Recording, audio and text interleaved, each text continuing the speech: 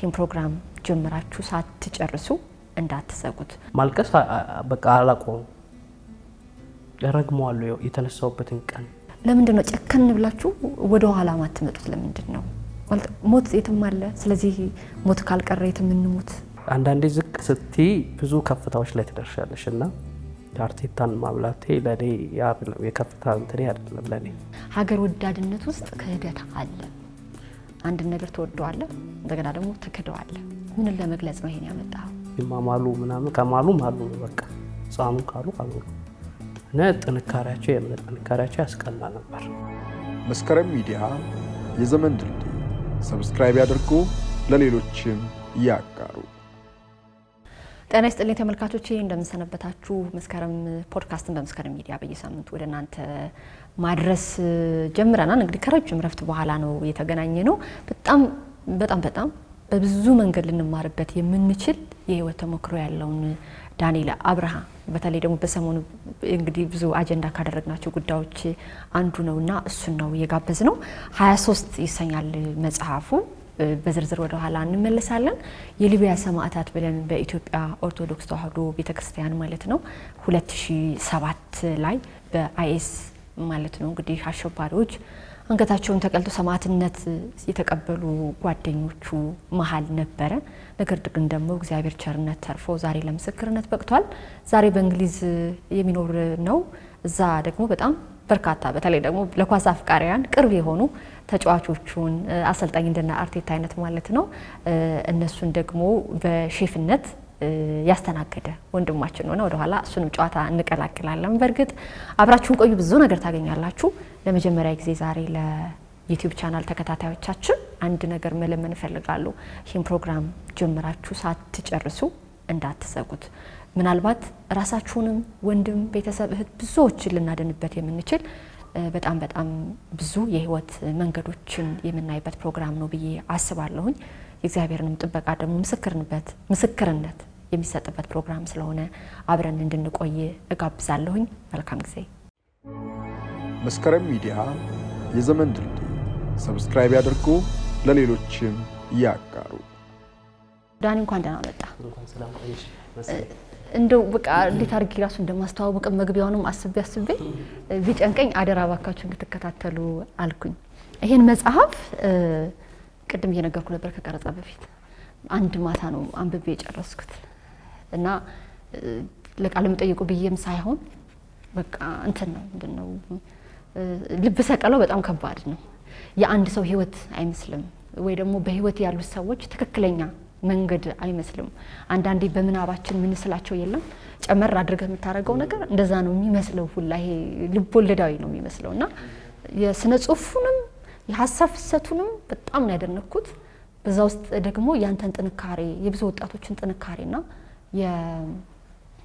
ምንድነው ያላማህን ለማሳካት ወይ ሆነ ነገር ለማድረግ የሄድክበትን ጥረት በጣም አድንቄያለሁና እግዚአብሔር ያን ሁሉ አሳልፎ ስላገናኘን በጣም ማመስገን አለብን ብዬ አስባለሁ። መጀመሪያ በጣም ይመስገን ተገናኝተናል።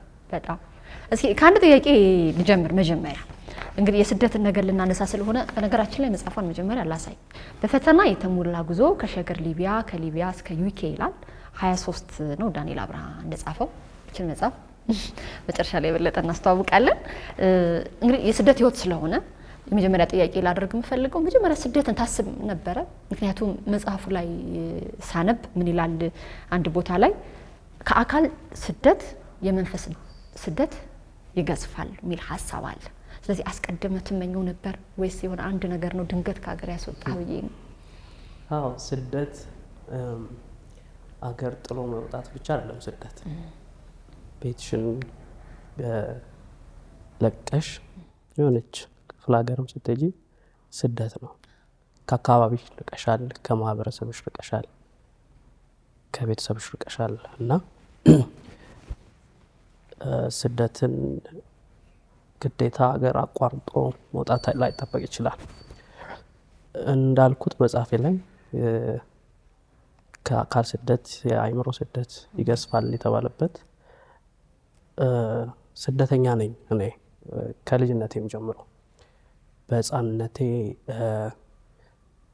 ቤተሰብ አይፈልግህም ተብዬ ከዛን ጊዜ ጀምሮ ስደተኛ ነበርኩኝ። ያደግኩት በአሳዳጊዎቼ ስለነበር አባቴንም አላውቀውም ስለነበር እናቴም በህይወት ስላልነበረች ሁሌም ሳይጎልብኝ የጎደለብኝ መስሎ ይሰማኝ ነበርና ሁሌም ስደተኛ ሁሌም ባይተዋርነት ይሰማኛል። በቃ ጥፋ የሚለኝ ሽሽ የሚለኝ ስደትን አንዳንዴ የሆነ ነገር ለማግኘት ብቻ ሳይሆን ከሆነ ነገር ለመሸሽም ነው ስደትን የምንመርጠውና ከሆነ ነገር እየሸሸው ነበር። ተጨባጭ ነገር ባይኖርም እሸሽ ነበር። ፍራቻም ሊሆን ይችላል፣ የሆነ መልስ አለማግኘት ጥያቄዎች፣ የብዙ ሁሉ ጥርቅም ነው እንግዲህ ስደትን እንዳስብ ያደረገኝ። ስለዚህ ስደትን የጀመርኩት ገና በ8 እና በ9 ዓመቴ ነው። ከቤት ወጥቼ ያው የምኖረው ጫንጮ ከተማ ነበርና ከጫንጮ ጠፍቼ ሱሉልታ 20 ኪሎ ሜትር ጠፍቼ አውቃለሁ። ወደ አዲስ አበባ መጥቼ አውቃለሁ። ደግሞም አዳማም ሄጃለሁ። እና ይሄ ስደት ነው። ይሄ ራሱ ከሀገር ባልወጣም በቃ የመጥፋት የመሸሽ ስሜቶች ገና በጨቅላ እድሜ ላይ ነበር የጀመረኝና እንግዲህ በጉርምስናዬም ጊዜም በጣም ይፈትነኝ ነበርና እንግዲህ በዛ አጋጣሚ ነው ትልቅም ስደት ሀገር አካባቢንም ሁሉን ትቶ መውጣት ውሳኔ ላይ ያስደረሰኝ ማለት ነው። እናትህን በልጅነት ብታጣም አባትህን ባታቃቸውም ማለት ነው፣ ግን እሳቸው ቤት እማማ ፈትለወርቅ ቤት ምንም የጎደለ ነገር አልነበረም። እንደ ልጃቸው ብዙ ነገር አድርገውልኝ አንተ ላለህ ያ ነገር በህይወት ውስጥ እንትን አልነበረው ማለት እሳቸው ጋር ተቀምጠህ ባይተዋርነት ለምንድን ነው የሚሰማ? ብዙ ልጆችም የሚያሳድጓቸው እንዳሉ ትገልጻለህና ምን ልናነሳ ፈልጌ መሰለህ ዳኒ፣ ማህበረሰቡ እንዴት ሳያውቀው ተጽዕኖ ፈጥሮ በህይወታችን ላይ የሚፈጥራቸውን ጠባሳዎች ትንሽ እንድታነሳ ስለፈለኩ ነው። እንግዲህ እማማ ፈትለወርቅ ወይም እማሆይ ሆና ነው ያለፈችውና እሷ ባለጠጋ ናት። ሀብታም ብቻ አይደለችም፣ ባለጠጋ ናት። ምንም የማይጎልባት ሙሉ የሆነች እና እሷ ጋር በነበርኩ ሰዓት ብዙ ልጆች አድገዋል። እሷ ቤት እኔንም ጨምሮና ይሄ አሁን የትምህርት ቤት የምግብም የምንም ችግር ኖሮብን አይደለም፣ ግን አንዳንዴ ትምህርት ቤት ስትሄጂ እናትና አባት ልጆች ወላጅ ሲጠሩ ስታይ፣ ደግሞም አንዳንድ ሰዎች ቤተሰብ አይፈልግም፣ አባት እኮ አለ ግን አይፈልግም፣ ለምንድነው የማልፈልገው? ለምንድነው አይፈልገኝ?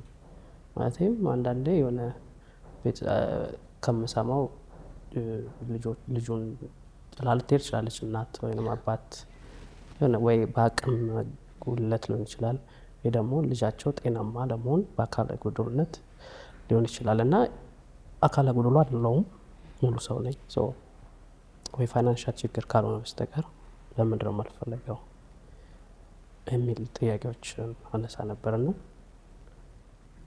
እንግዲህ ልጅ መሆኔ ነው ችግሩ እንጂ ይሄ አሁን ባለውበት ቢሆን ኖሮ ያንን ላልቀበል ይችል ነበር። ስለዚህ እንግዲህ ልጅነቴን አልወቅሰውም፣ ተቀብሏል። ልጅነቴ ተቀብሎም ጥያቄ አንስቶ ለስደት ወጥቷል። እና እማማ ፈትለወርቅ እንዳነሳሁት ደግ ናት፣ ደግ ልብ ነው ያላት፣ የመስጠት እጅ ነው ያላት እና እሷን እንደ መካድ ነው ከቤት መውጣት ማለት መጥፋት ማለት። ግን አይምሯችን ደግሞ ከኛ በላይ የሚሆንበት አጋጣሚዎች አሉ። ከኛ ቁጥጥር ምን እንደሚፈልግ አናውቅም፣ ግን በቃ ስለዚህ ልጅነት በሚለው እንይዘዋለን። እሺ እንግዲህ አንተ ወደ ስደት የወጣበት 2007 ስንት ዓመት ነው? 2007 ነው የሚሆነው። ከ11 2007 ማለት ነው። ብዙ እንግዲህ ያኔ ኢትዮጵያ ቴሌቪዥን ነበርኩኝና ብዙ ስለ ስደት ብዙ ፕሮግራሞች ይሰሩ ነበር፣ በዶክመንተሪ በውይይት በጣም ብዙ አጀንዳ የሆነበት ጊዜ ነበር ከ2005 ጀምሮ በተለይና እንደው መውጣትን ስታስብ መረጃው አልነበረህም? ምክንያቱም እንደ ሀገር ነው። እንደውም አስታውሳለሁ በኋላ ጠቅላይ ሚኒስትር የወቅቱ ደግሞ ምክትል ጠቅላይ ሚኒስትር አቶ ኃይለማርያም ደሳለኝ በነበሩበት እንደውም የዛን ጊዜ እንደውም ጠቅላይ ሚኒስትር ነበሩ አቶ ኃይለማርያም ደሳለኝና ራሳቸው እንደውም በሚመሩት ደረጃ ነው ሀገራዊ ንቅናቄ ነበረው። አንተ የወጣው ደግሞ በዛ ወቅት ነበረ እና መረጃው አልነበረህም? ምንድነው እንደዛ በጣም ያስጨከነ ነገር ብዬ ነው በዛ ደረጃ? እንግዲህ ምክንያቶቹ በወቅቱ የተለያዩ ሊሆኑ ይችላሉ። በዋናነት እንዳልኩሽ ይሄ ሽሽት ላይ ስለነበርኩኝ ከራሴም ጋር ሽሽት ላይ ስለነበርኩኝ ያንን ዜኖች ምንም አይመስሉኝም ነበር ማለት ኢቭን አሁን እኔ መሄድ የፈለኩት ሱዳን ላይ ወደ ሱዳን እንደመሄድ ነው የማውቀው እና ብዙ መረጃው የለኝም። መረጃው ስልሽ ይሄ እንትና ተጓዘ በቅርብ ርቀት የማውቀው ሰው የለም። እንትና ተጓዘ እንትና ተሰደደ የሚባለውን አላውቀውም። ጫንጮም ትንሽ ከተማዎች እና ዝም ብዬ ብድግ ብዬ ነው የምሄደው። ይሄ ልጅነቱም ድፍረት ይሰጠናል መሰለኝ እና በቃ ብድግ ብዬ ነው የምሄደው። ሀሳቡ ነበር ቅርታ ማለት ብዙ ያኔ አጀንዳ ነበር ህገወጥ ስደት እና በቃ አንሰማም ነበር ምንም አይመስለኝም ነበር በወቅቱ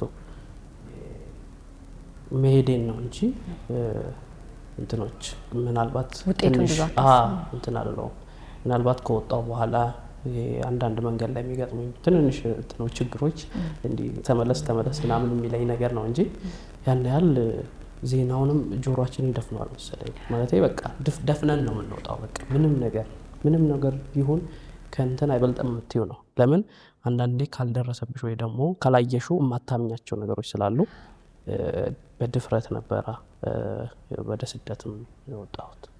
እንግዲህ ከጫንጮ በኋላ አዲስ አበባ ገባችሁ እንደ ቤተሰብ። ማማ ፈትለወርቅም አጠቃላይ ቤተሰብ ወደዚህ መጣ። ኮሌጅ ተማሪ ነበርክ፣ የዋንጫ ተሸላሚ ሜዳሊስት ነበር። እንደገና ደግሞ በጣም የገረመኝ መጽሐፍ ውስጥ ያየሁት በማህበረ ቅዱሳን የግቢ ጉባኤ ተማሪም ነበርክ። ደግሞ መንፈሳዊ ትምህርቶችን በኮሌጅ ትማር ነበርና እነዛ ነገሮች ትንሽ የለም ራስህን አላለ በመንፈሳዊም በዓለማዊ እውቀት የጎለበትን ስንሄድ የማመዛዘን ነገሩ ይኖራልና ይሄን የሚደጋግምብህ ወደ ዋናው ለመግባት ምን ያህል ግፊት እንደነበረ ይሄ ማህበረሰቡ ከማንነት ጋር ተያይዞ የሚያመጣብን ጠባሳ ጥያቄ እያወቅን እንኳን እንዳላወቅን እንደሚያደርገን ለማድረግ ነው። ትንሽ ይሄንም እንድታነሳ ይፈልኩ ራስ ላይ ያኔ ዳንኤል ምን አይነት ደረጃ ላይ ነበረ? ይሄ ስደትን ሲባል ብዙ ጊዜ ተመልካቾች የምናስበው ብርን አተ መሰደድ የለም የተሻለ ህይወትን አተ ገንዘብን ነው የሚመስለው። አንተ ግን ሜዳሊስት ነበርክ፣ መንፈሳዊ ህይወትም ጥሩ ነበረ። እሱ ጋር ትንሽ እናንሳ ብዬ ነው። እንግዲህ ያው ህይወት ከጫንጮ ጀምሮ እየተመላለስኩ 40 ኪሎ ሜትር በባስ እየተመላለስኩ ነበር ማለት 88 ቁጥር ነበር ትዝ ትለኛለች። ባሷ ጠዋት 11 ሰዓት ትወጣለሁ፣ ማታ 2 ሰዓት ነበር ወደ ጫንጮ መመለሰውና በየቀኑ ከሰኞ እስከ ዓርብ የተለመደ ነው።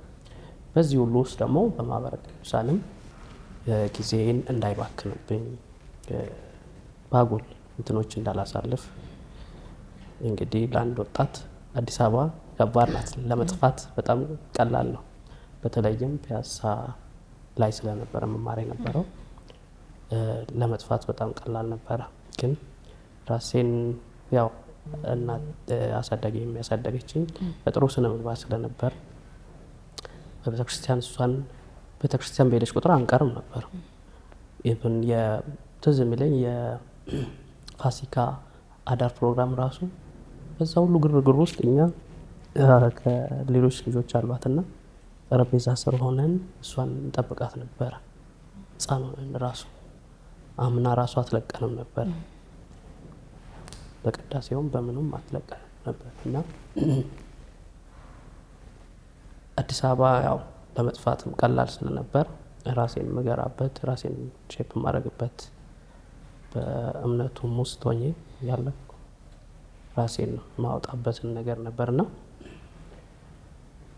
ከጫንጮ አዲስ አበባ አጠቃለን ከገባንም በኋላ ያው እስከመመረቅበት ድረስ ከማህበረ ቅዱሳን ጋር አንድ ላይ ነው ያስመረቀን። 3 አመት ተምረን እንግዲህ በዋንጫ ተመርቄያለሁ። ያው ጥንካሬ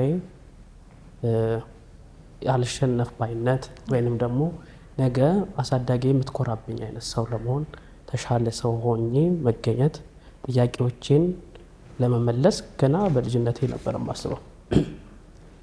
ምናልባት አባት ቤተሰቦቼ ያልፈለጉኝ በፋይናንሻል ችግር እንኳን ቢሆን እኔ ራሴን ችዬ ራሴን አሳድጌ ማሳየት ፈልጋለሁ። እንደ ነገርኩሽ አሳዳጊ ጠዋት 11 ሰዓት ከተነሳች እኛም እንነሳለን። የጠዋት ሰው ናት፣ የሥራ ሰው ናት፣ በጣም የሥራ ሰው ናት። እኛም ከሷ እኩል ነው የምንነሳው በልጅነታችን ጀምሮ ማለት ነውና ስራን፣ ንግድን፣ ቅልጥፍናን ከሷ ተምረናልና ይሄ የሚተኛ ሰው አይደለሁም፣ ሰነፍ አይደለሁም። ብርቱ አድርጋኛለች እና እንግዲህ ለዛም ነው ወደዛ ሀሳቤ ይሁን ያው ደፈር ማለት የመጣ ከዛ አንጻር ነው። ደላላ እንዴት ተገኘ? እስኪ ስለ ደላሎች እናንሳ። መቼም ሀሳቡን አመጣኸው፣ ቤተሰብ ብዙ አልተማከርክም። ስለዚህ በምን መስመር ሄድክ? ደላሎች እንዴት ተገኙ? ያ ደላሎች እንግዲህ ቀጥታ ወደ መተማን ሲሄድ ዝም ብዬ ነው ተሳፍሮ ሄድኩት እና ከመተማ እንደሚጀምር ጉዞ እንዴት አወቅ? እንደዚሁ በቃ ትሰሜለ በቃ ድንበር ነው ቦርደር ነው የሚባለው ነገር ነው እንጂ ከዛ እንደሚነሳም አላውቅም። ግን ቦርደር ነው በቃ ከዛ በኋላ ነው የሚጀምረው ጉዞ ምናምን ሰማለሁ። እና ቀጥታ ወደ መተማ ከሄድኩኝ በኋላ አልጋ ነው ያዝኩት እዛም መተማ ከተማ ላይ እና ከዛም ደላላ እዛው ነው ለካስ ኦፊሻል ነው እዛ እኔ የማላውቀው እንጂ ይጠይቁሻል። በቃ ስደተኛ ምናምንም እዛ ነው ያየሁት። ለካስ ሰው እየተነጋገረ ነው የሚሄደው፣ ለካስ ሰው እየተጋገዘ ነው የሚሄደው። ይሄ ብቻውን የሚወጣ ሰው የለም። 10 ሆነው 5 ሆነው አይዞ ተባብለው ነው የሚወጡት እና እኔ ብቻዬን ነኝ፣ ምንም ማውቀው ታሪክ የለም። እና ድፍረቴ ገርሞኝ ነበረ በወቅቱ፣ ፍራቻም ነበረብኝና እዛው የተከራየሁበት አልጋ የተከራየሁበት ራሳቸው ናቸው ያናገሩኝ። ልትወጣ ነው ምናምን እንትን ትፈልጋለህ ምናምን ብለውኝ አስተናጋጅ እና በቃ ሀገሩ ሁሉ በቃ ደላላ ነው ማለት ይቻላል። ላይ የተለመደ ነው እንጂ እኛ እናውቀውም ምናምን በሚስጥር ይሰራል አይነት ነገር ነው እንጂ ሙሉ ሰው እዛ የንግድ ቦታ ያላቸው ሰዎች ሁሉ ጎን በጎን የሚሰሩት ያን ነገር ነው። ሶ ደላላ ማግኘት ቀላል ነገር ነው። እንደውም እዛ እንዳሰብኩት አይደለም። እኔ ሄጄ አግኝቼ ምናምን የሚለውን ሳስበው ጨንቆኝ ነበር። ግን እዛ ስትሄጂ ሀገር ምድሩ ደላላ ነው። ስለዚህ አልቸገረኝም። ወደ ቀጣይ ሂደቱ እመጣለሁ። ግን በሱዳን አድርጌ መውጣት ነበር ወይ ሱዳን መሄድ ነበር ብለሃል። እንግዲህ መጀመሪያ ጥያቄ የነበረው የማንነት ፍለጋ ስለነበረ አባት የት ናቸው ተብለህ ነው ወይ? የሰማቸው ነገሮች ምን ነበሩ? አባቴ እዚህ ቦታ ነው አልተባልኩም። ለምን ሱዳን መስመር መረጥክ ብዬ ነው ፍለጋ። በቃ እንጃ በቃ የተሰማኝ ወደ ሱዳን ሄጄ ከዛም በኋላ ደግሞ እዛ ቁጭ ብዬ ደግሞ ሽሽት ነው የምለው እንጂ አሁን በቃ እዛ ሆኜ ደግሞ ከዛን እየሰራው እንትን እያልኩኝ ደግሞ ከእንደገና ደግሞ ራሴን ደግሞ እንትን ስል ደግሞ የሆነ ሀገር ሄድና ደግሞ እንትን እላለሁ ለራሴ። ዙሪያ ያለውን ሰው አፍ መሸሽ ነው አሁን ለጊዜው። በቃ መሸሽ ነው እንትን ሽሽት ላይ ነኝ እንጂ ይሄ ቦታ ነው አባቴ አነሳለሁ ጥያቄ ነኝ በእያንዳንዱ ጉዞዬ ላይ የሆነ ቦታ ስደርስ እውነትም አባቴ የት ነው የምፈልገው እላለሁ። የት ነው ያለው? የት ነው እየፈለኩት ያለው? የት ነው እየፈለኩት ያለው ትላለሁ። ይሄ ትጠይቂያለሽ ግን ምላሽ የሌለው ነገር ትፈልጊያለሽ እንጂ ምንም እንትን የሌለው ነገር አይነት ነው እና ወደ ሽሽቱ ነው የሚያመዝነው። በቃ ላለመጠየቅ፣ ላለመታየት፣ መደበቅ አይነት ስሜት ነው ያለውና በዛ ነው ሱዳን የመረጥኩት። ልመልስህና ወደ መጨረሻዋ የምሽት ቅጽበት አዲስ አበባ ከማማ ቤት ስትወጣ ሌሊት ላይ ንጋት ላይ ማለት ነው የነበረችውን ቅጽበት እስኪ አስታውሰኝ። እንግዲህ ስደት ስትመርጪ እንግዲህ አትሊስት ለሆነ አካል መንገር አለብሽ መቼም ማለት የሆነ በቃ እዚህ ቦታ ነኝ ነው ያታስቡም ወይም ደግሞ የሆነ ችግር እንኳን ቢፈጥርብሽ እንዲደርሱልሽ አይነት ነገር ነው። ግን እኔ ልቤ ደንድኖ ነበር በጣም እናም አልተናገርኩም። እንግዲህ በራችንን ዘግቼ ስወጣ የነበረው ትዝታ ውስጥ መግባት የቤታችንን የኑሯችንን የማማ ደግነት ያ ሁሉን ነገር ትተሽ መውጣት ከዛ ሊገጥሙሽ የሚችሉትን ችግሮች እንዴት እቋቋማለሁ ረግጠሽ እንደመውጣት አይነት ስሜት እሱ ጋር እየታገልኩኝ ነው የወጣሁት እና ከባድ ነበር። በጣም እጅግ ከባድ ነበር ስሜቱ። እንደውም እዛ ላይ በጣም ስሜቴ ነካው። የማማ ነጠላ ሳብ አድርጋ አሸተትኩት ወዛ ያልኩት እንግዲህ ነፍስ እስክትካቅ ጀምሮ እሷ ጋር ነበርኩና እጄን ይዛ ነው የምትሄደው የትም ቦታ ስትሄድ፣ ለቅሶም ሰርግም አብረን የምንሄደው። ሰርግ ቦታ እንኳን ስትሄድ እጄ ተይዘው የምንሄደውና ቀሚሷን ይዤ ህፃን ሞኝን በሄደችበት እከተላት ነበርና ከእሷ መለየት ከባድ ነው። አይምሮ ደግሞ ሌላ ስራ ሰጥቶኛልና እንግዲህ ትዝታውንም ምኑንም ወደ ጨርቆስ ልጆች እንሂድ። መጽሐፍ ላይ እንግዲህ ከአዲስ አበባ ጀምሮ በጣም ብዙ ታሪክ ውስጥ የጨርቆስ ልጆች አሉ። ያው ከስደቱ ጋር ተያይዞ የጨርቆስ ልጆችን እንግዲህ መጽሐፉ ላይ የሚያነሳው ከአይኤስ ግድያ ጋር ተያይዞ ነው ብዙ በጣም አጀንዳ ሆነ የነበሩት በዛ እንግዲህ ሰማዕትነትን ስለተቀበሉ። አንተ ደግሞ ከአዲስ አበባ ጀምሮ አብረሃቸው ነበርክ። እስኪ እንዴት ነበር መኪና ውስጥ የነበረው ነገር የሚለውን ወደ መጨረሻ ያለውን ሰማዕትነቱን በኋላ እመጣለሁ። ቢያንስ እስከ መተማ ያለውን እስኪ ንገረን። እንግዲህ የተገናኘነው መንገድ ላይ ባስ ውስጥ ነውና ያዋቸው ምናምን እዚሁ አዲስ አበባ መናኸሪያ ግን የሚሰደዱ አልመሰለኝም። እንዲህ መንገደኛ ነው እንጂ መሰለኝ ይፈራል።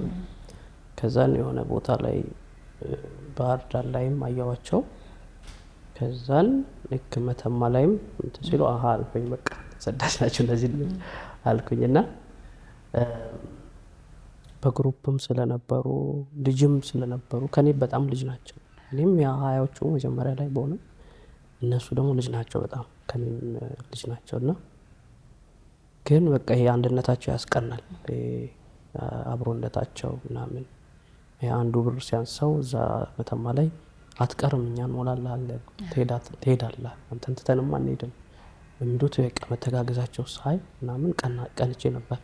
እኔን ማን ነው የሚያግዘኝ አሁን የሆነ ነገር እንኳን በሆነ ማን አይዞ የሚለኝ ምናምን እና ደስ ይላሉ የጨርቆስ ልጆች። እዚህ አይደለም አዲስ አበባም ሊቢያ ላይም ያላቸው ትብብር ያላቸው መተሳሰብ ያስቀናል፣ በጣም ያስቀና ነበርና እንግዲህ በዚህ ሁኔታ ነው እንግዲህ ያየኋቸው የጨርቆስ ልጆችን። ያው መተማ ላይም ብዙ አሳልፋችኋል አይደለ? ትንሽ እሱ ላይ ጨምር ብታደርግ ደስ ይለኛል። አሁን መጽሐፉ መነበብ አለበት። በኋላ ለምናነሳቸው ታሪኮች ትንሽ እንዲጠቅመን ብዬ ነው። የነበራቸው አንድነት ይሄ ደላላ ፍለጋው አንተም እነሱም አለ አይደለ? እዛዛ ላይ ይሄ ምንድነው ህልምን ለመኖር ወይ ደግሞ የምትፈልጉትን መድረስ የምትፈልጉትን ነገር ለመሄድ የነበረውን ትግል አለፍ እያለን አንሳው ብዬ ነው። ያው እንደነገርኩሽ እንግዲህ ያው ከመተማም ስንነሳ እኔን ባይተዋር አላረጉኝም። እነሱ የአንድ ሰፈር ልጆች ናቸው፣ ይተዋወቃሉ፣ ቤተሰቦቻቸው እርስ በርስ ይተዋወቃል ምናምን እና እኔ ብቻ ነኝ ለየት ያልኩትና ግን ቀረቤታቸው ያን ያለን እንዲህ ብቻይነት እንዲሰማሽ አያረግሽም። በቃ ያቀርቡሻል፣ በደንብ ነው የሚያቀርቡሽ።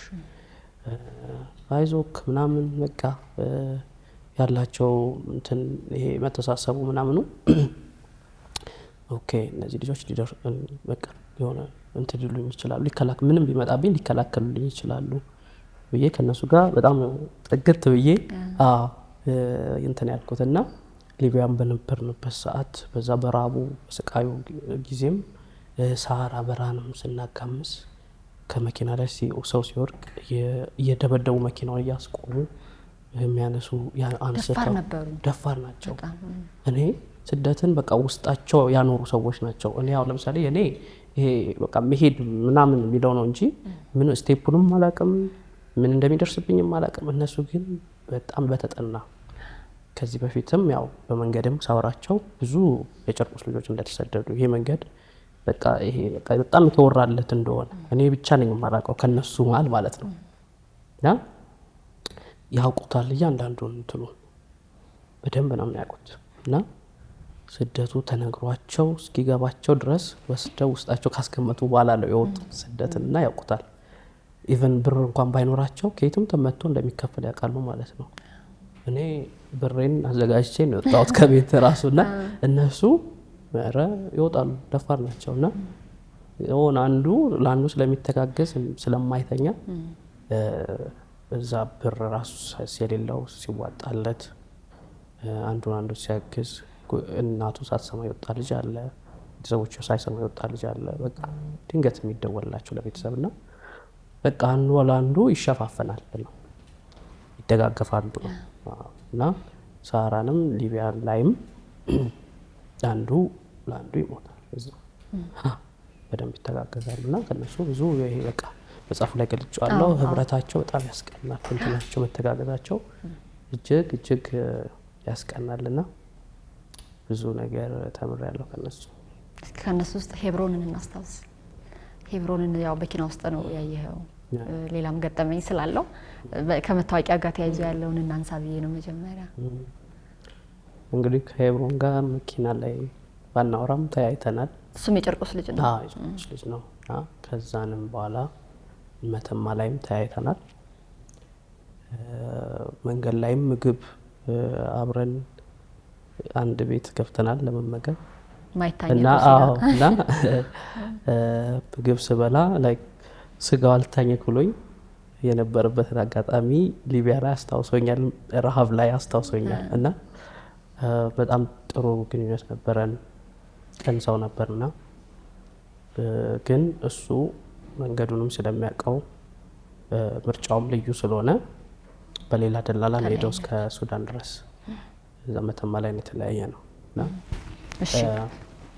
እሺ በኋላ ታሪኩን እንቀጥላለን ብዬ ነው። መጽሐፍ ላይ አንድ የወሰድኳቸው ኃይለ ቃል የምንላቸው አሉ። ለምሳሌ አንድ ያነሳኸው ሀገር ወዳድነት ውስጥ ክህደት አለ። አንድን ነገር ትወደዋለህ፣ እንደገና ደግሞ ትክደዋለህ። ምንን ለመግለጽ ነው ይሄን ያመጣኸው? አንዳንዴ አሁን በፈትለ ወርቅ ምሳሌ እንውሰድ። እሷን ተለይቶ መሄድ ከባድ ነው። ብዙ ውለታ ውላልሻለች፣ አሳድጋሻለች፣ ነገ ይጦረኛል ብላለች በልቡ። አንቺም አድገሽ መጦር ትፈልጊያለሽ፣ ሙሉ ሆነሽ መገኘት ትፈልጊያለሽ። ግን አንዳንዴ መወሰን ያለብሽ ነገሮች አሉ። ያንን እንትን ጥለሽ ትወጪበት አጋጣሚ አለ። ያ ክደት ነው። በእርግጥ ባይሆን ጥሩ ነው። ግን አንዳንዴ ከራስ በላይ ከአይምሮም በላይ የሚሆንብሽ አጋጣሚ አለና ያጎረሰሽን እጅ ነክሶ እንደመሄድ ነው ለኔ። ግን አይምሮ እኔ መቆጣጠር አልችልም ነበር ያኔ። አይምሮዬ ጥያቄዎቹ ብዙ ናቸው። እነዛን እንድትታያቸው ወደ ጎን እንድታያቸው ያደርግሻል እና ያ ክህደት ነው። ሀገርንም ደግሞ ስትሄዱ አሁን ጎንደርን ብናይ እንደዚህ ብናይ የሚል ነገር ነበረ እያልክ እያነሳህ ነበረ። እና ይወዷታል ደግሞ ጥሏት እየወጡ ነው። እንወዳት ትወጂዋለሽ፣ ግን በቃ ትተሽው መሄድ ግድ ይልሻል አንዳንድ። ያ አጋጣሚዎች ነበሩ። እሺ ሱዳን እንግዲህ መተማ ላይ ያው ምንድነው ተመልካቾች አንዳንዱ ዘለል ማድረገው መጽሐፉን ገዝታችሁ ማንበብ ስላለባችሁ ነው። እንዲሁ የብዙ አመታት ታሪክ ስለሆነ እያወራን ያለ ነው። በዚህኛው ሰዓት ብቻ ስለማንሸፈናቸው ነውና መተማ ላይ ራሱ ከደላሎች ጋር የነበረው ለተጨበረበሩ የሞከራችሁት የራሳችሁን ደላላ የምትፈልጉበት ገንዘብ አሰባሰቡ የራሱ ብዙ ውጣ ውረድ አለው። ሁሉን ነገር አለፋችሁና ወደ ሱዳን ሄዳችሁ እስኪ መጀመሪያ ከመተማ ወይ ከኢትዮጵያ ድንበር ወደ ሱዳን ድንበር የነበረችው ቅጽበት አለች። ከደላሎች ጋር የነበራችሁ ጸብ እሱን አንሳልኝ። እንግዲህ እንዳልኩሽ እኔ ብቻ ነኝ የጨርቆስ ልጅ አልኩት እና እነሱ ድፍረትም አላቸው። ጫንጮ ነው ድፍረት። እኔ በጣም ፈሪ የሚባል አይነት ሰው በአካባቢውም በቃ ፈሪ ነኝ ማለት ከቤት ራሱ አልወጣም ብዙ። እንዲህ አንዳንዴ እንዲህ ኳስ ለመጫወት ምናምን ራሱ ከወጣው እሱ አታምንም፣ አንተ ቶሎ አገባም ዱርዬ የምትባይ አይነት ከወጣሽ ዱርዬ ነው እና ብዙ አላምሽም። ለኳስም ቢሆን ይሄ ጸብ ያለበት ተገኝቼ አልገኝ የለውም። ጸብ ላይ እኔ ተጣልቼ አላስታውስም። ተጣልቼ የማውቃቸው ጊዜዎች አላስታውስም። እና ደፋር ናቸው፣ የውሳኔ ሰው ናቸው፣ ቆራጥ ናቸው። እንግዲህ መተማ ለቀን ወደ ሱዳን በምንሄድበት አጋጣሚ በእግራችን መሻገር አለብን ድንበሩን እና በቃ ወዲያው እንዲሆንላቸው የሚፈልጉት ነገር አለ። ወዲያው የማይሆኑ ነገሮች ግን ወዲያው እንዲሆንላቸው በቃ ወዲያው ከዚህ ቦታ ያሰቡበት ቦታ ወዲያው መድረስ ወዲያው እንዲሳካላቸው የሚፈልጉት ነገር አለና ያ ነገር ካልሆነ በቃ ችግር አለ ማለት ነው። እንደ ስደተኛ አይፈሩም፣ አይሰበሩም፣ እንትን አይሉም። ይሄ በቃ ተደብቀው ምናምን አይደለም በቃ እና ከአሻጋሪያችን ጋር ትንቅንቅ ሁሉ ነበረ። የታለ መኪናው የታለ ደላላው አገናኘን የሚል እንትኖች ሰጣ ገባ ውስጥም ገብተው ነበርና እኔ ጥገኝ ይዤ ነው የማየው። አንደኛ ለስደት ብዙም እውቀትም የለኝም፣ ፈሪም ነኝ። ግን ይሄ ልቤ ደንዳና ነው፣ መውጣትም ይፈልጋል። ግን ይሄ እንደዚህ አይነት እንትኖች ሲቹዌሽኖች ግን አልቋቋማቸውም እና ያችን ስንሻገር በቃ ሰጣ ገባ ውስጥ ገብተው ነበርና እንደምንም መኪናው መጣ ከነደላላው። ከዛን ያው መኪናው ላይ ተጫንን። 10 ነበርን። ያቺ እንግዲህ ቅጽበት የመጀመሪያዋ እንግዲህ ለስደት የወጣንባት ቅጽበት ናትና የነበርነውም በቁምጣና በቲሸርት ብቻ ነበርን። ምክንያቱም እንትን የቀን ሰራተኛ ወይንም ገበሬ ሆነን ነው መውጣት የነበረብንና በቁምጣና በቲሸርት ነበረና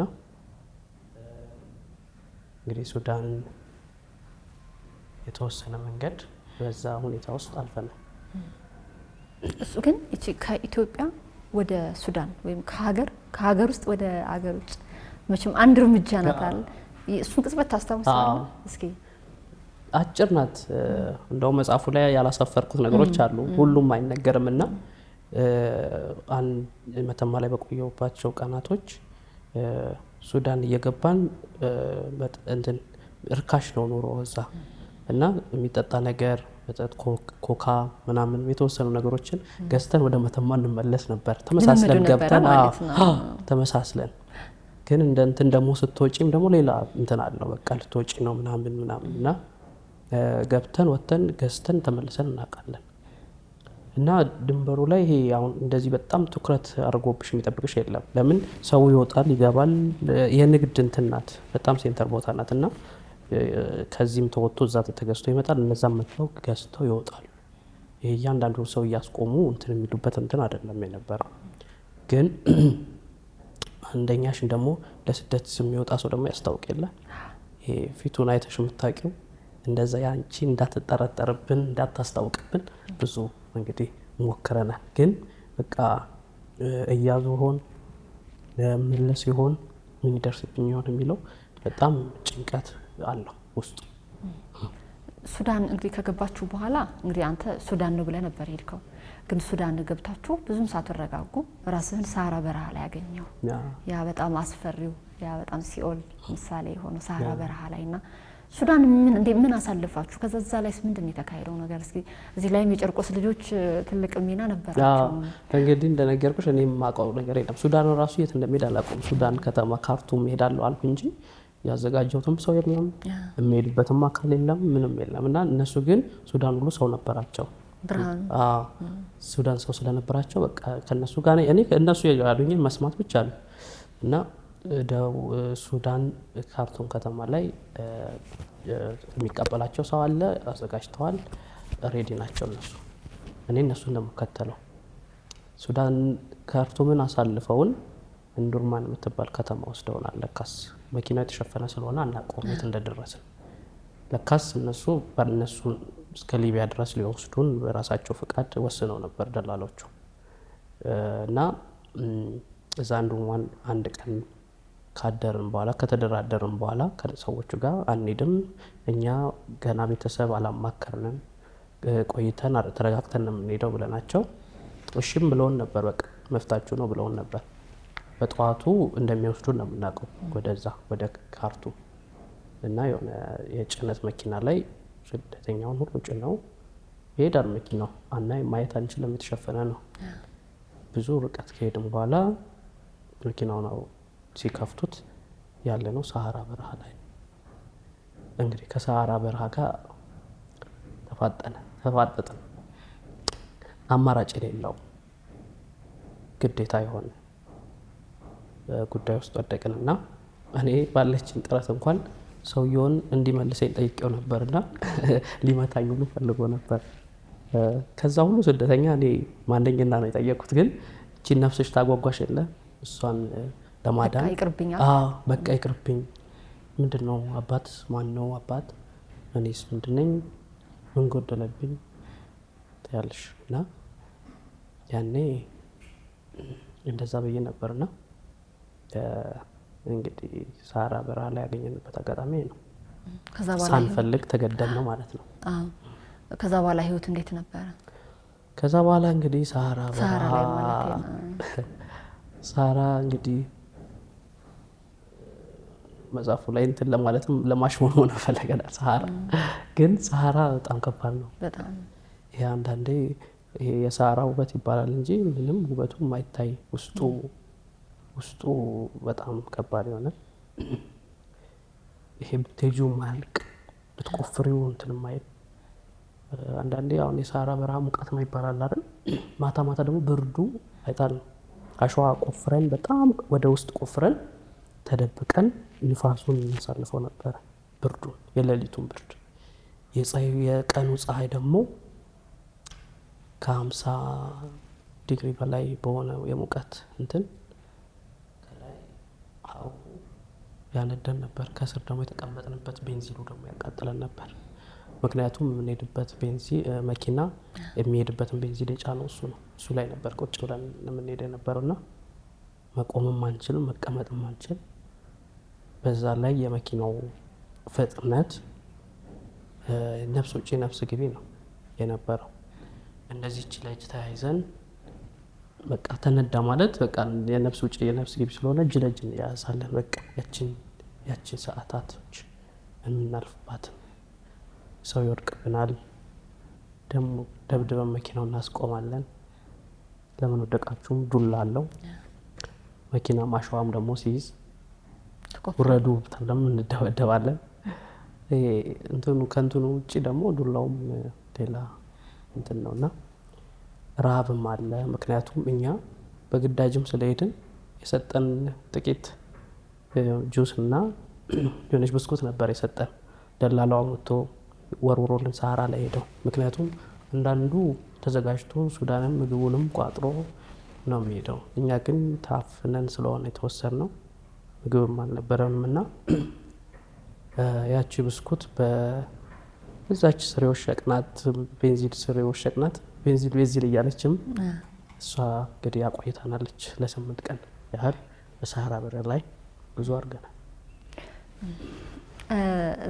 ስደት ላይ የተለያዩ ስራዎች ሰርቼ ነበርና በተወሰነ አንዳንድ ነገሮች አስታውሳለሁ። ባለፈው ያልኩ ላይም በተለይ 2006 2007 ያልኩም ለዛ ነውና ሰሃራ በረሃ ላይ ያሉ ደላሎች አንደኛው ያገኘ ነው የኦርጋን ትራፊኪንግ የሚባል የአካል ስርቆት ሁሉ ያደርጋሉ። መጽሐፍ ላይ አልጠቀስከውም። በእርግጥ እንደዚህ የተገጠ አጋጣሚዎች ካሉ ብዬ ነው። እንደገና መኪና ይገለበጣል፣ ይሞታሉ። መጽሐፍ ላይ ይሄኛውን አንስተዋል። መቃብር የመሰሉ ነገሮች ይታያሉ። እስኪ እሱን የደላሎችንም ጭካኔ ያሳያል እዛ ላይ ብዬ ነው። እንግዲህ እኛ በሄድንበት አቅጣጫ የግብፅን ላለመድረስ የግብፅን ቦርደር ሰሃራ ብዙ ሀገሮችን ያካልላል እና የግብፅን ቦርደር ላለመንካት ያው ብዙ ጥረት አድርገዋል አይ ቲንክ እና አልገጠሙንም። ግን ያው ከዚህ በፊት የምንሰማቸው እዛ የግብፅ ቦርደር ላይ የኩላሊትም የምንም ስርቆት እንዳለ እንሰማለን። እኛ አላጋጠመም። እኔ ያየሁትን እውነታዊ ብቻ ነው የጻፍኩት። ለዛም ነው የመጽሐፉ ሽፋን ላይ አይን ምልክት ያደረኩት። ያየሁትን የሆነውን ነው የጻፍኩትና እነሱ አላጋጠሙንም።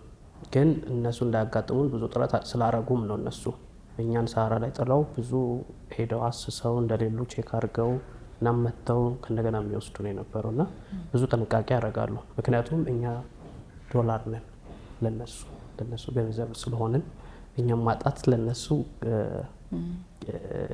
ብር እንደማጣት ስለሆነ ለዛም ነው የሚጠብቁን።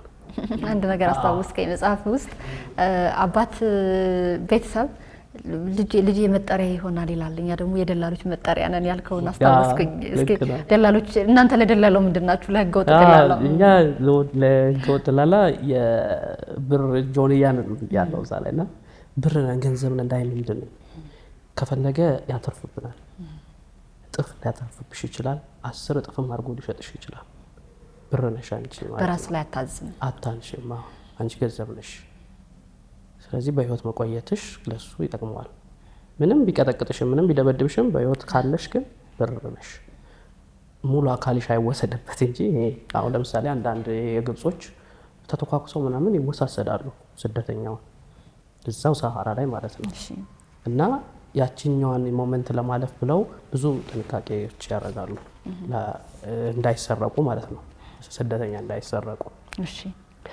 እናም ያው እንግዲህ የሰሃራ ጭካኔው እንዳለ ሆኖ የሚሞተውም በዛው ልክ ነው። እንግዲህ አንዳንድ እንትኖች ምልክቶች ሰው የሞቱባቸው ምልክቶችም እናይ ነበር። እኛም በምንሄድበት ሰዓት መኪናችን ከአራታችን መኪና አንደኛው መኪና ተገልጦብን ነበር። በዛ ፍጥነት ስለሚነዱ አሸዋ መሆኑ ሰው አልሞትም እንጂ ብዙ ተጎድተዋል የተገለበጠውን መኪና ላይ እና ከፊት የነበሩት ተገልብጠው ነበር እና ሳራ በጣም አስቸጋሪ ጉዞ ነው መንገድ። መጽሐፍህ ላይ ዳኒ በጣም የወደድኩት ነገር በየምዕራፉ ሀሳቡን ጠቅለል ሊያደርጉ የሚችሉ የታዋቂ ፈላስፎች፣ ጸሐፍት፣ የሀሳባውያን የምንላቸው ሰዎች እንደ ጥቅስ እያመጣ ታስቀምጣቸዋለህና ከዛ ውስጥ አንደኛው 92 ላይ ምን የሚል አለ? ሙሉ ለነገሩ ያንብቡት። ጥያቄ ማድረግ የምፈልገውን ብቻ ልሄድና ዓለም ያለ እግዚአብሔር ምን እንደምትመስል ማሳያው የምናየው ውጣ ውረድ ነው ብለሃልና ምናልባት በመንገዳችሁ እግዚአብሔር የለም ብለህ ራስን የፈተንክበት ወይ ራስህ ጋር የተሟገትክበት ጊዜ ነበር? ልክ ነው። እሺ፣ አንዳንዴ ስቃዮች ሲበዙ፣ መከራዎች ሲበዙ ራስሽን ትክጃለሽ፣ ፈጣሪ ነው ትክጃለሽ። አንዳንዴ ወይ ውረድ ወይ ፍረድ የምንለው አጋጣሚዎች አሉ አይደል? ወይ ደግሞ የለህም በቃ ስለሌለ ነው እንጂ ይሄ ነገር አይፈጠርም ነበር እስከ ማለት የሚያደርሱ አጋጣሚዎች አሉ። እና ብዙ ስለተፈተንኩኝ ፈጣሪንም የለህም እኮ ብትኖርማ እንደዚህ አልሰቃይም፣ ብትኖርማ ይሄ ሁሉ አናይም፣ በቃ መልሰኝ፣ ወይም ደግሞ ለምንድን ነው የተፈጠርኩት? ለምንድን ነው የፈጠርከኝ? ወደ ምድር ለምንድን ነው የመጣሁት? እስከ መካድ የሚያደርሱ ስቃዮች፣ ረሃቦች፣ ጥማቶች አሉ። እና ለዛም ነው ይህንን እንትን ያነሳሁት እና ብዙ ፈተናዎች ሲበዙብሽ ፈጣሪን ትክጂዋለሽ፣ አላቅም ትይዋለሽ። ይሄ ትንሽ በቃ የመጨረሻው ደረጃ ላይ ስትደርሺ ምን ይመጣል ከዚህ በላይ የምትይው አይነት አለ አይደል? እንደዛ ድረስ ደርሼ ነበረ። እና ይሄ ማለቴ እንግዲህ መጽሐፉን ስታነቢው ስትጨርሺው ራሴን የወቀስኩባቸው ጊዜዎች ይመጣሉና በዛ አጋጣሚ ነው ያቺን ያስታውስኳት። ሊቢያ ላይ ያሉ ቦታዎቹ ላይ ከመግባታችን በፊት እስኪ ከመተማ ጀምሮ ሱዳን እያልክ ሳራ በረሃ እንዲያለ ሲሄድ ስለ ደላሎች የሆነ ጠቅለል አድርገን እንድናነሳ ፈልጋለሁ። የደላሎች ጠባይ፣ ሰው የሚያሳምኑበት መንገድ፣ ጭካኔያቸው አንዳንዴ አንተም ታነሳዋለህ። ከሰው የተፈጠሩ አይመስሉ ቅድም አንስተዋል። በቃ ዶላር ነለኛ አንድ ግዑዝ አካል እና እስኪ ራሱ ኔትወርካቸውን ግንኙነት ሰንሰለቱንም እስኪ እናንሳ።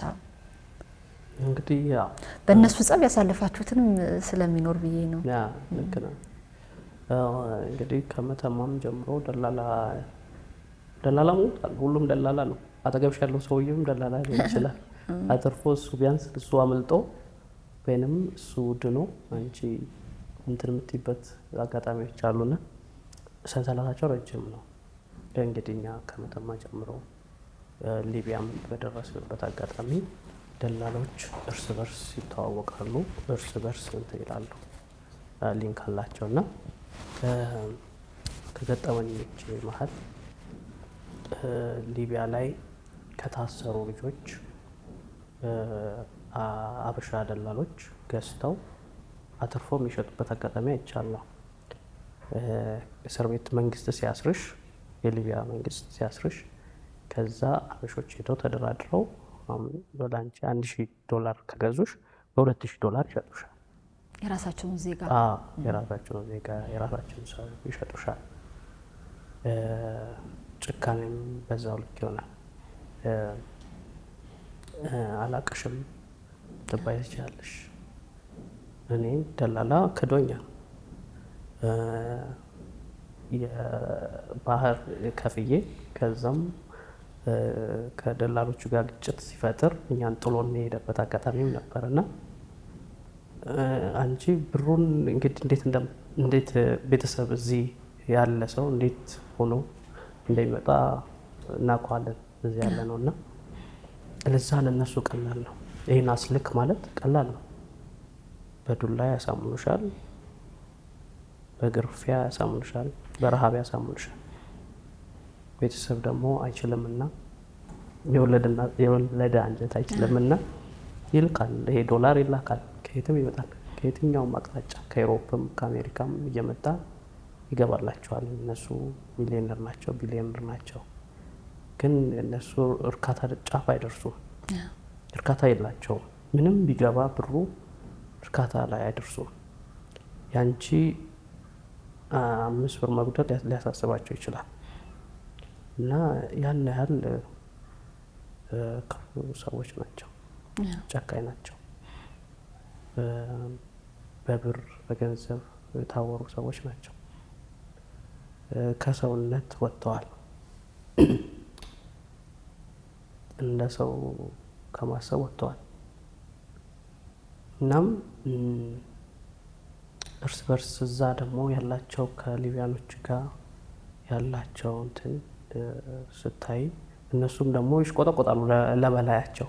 እነሱም በላይ አላቸው እና ስታያቸው የደላላችን እንትን እኔ ድጋሚ ባላያቸው ማለቴ ባላስታውሳቸው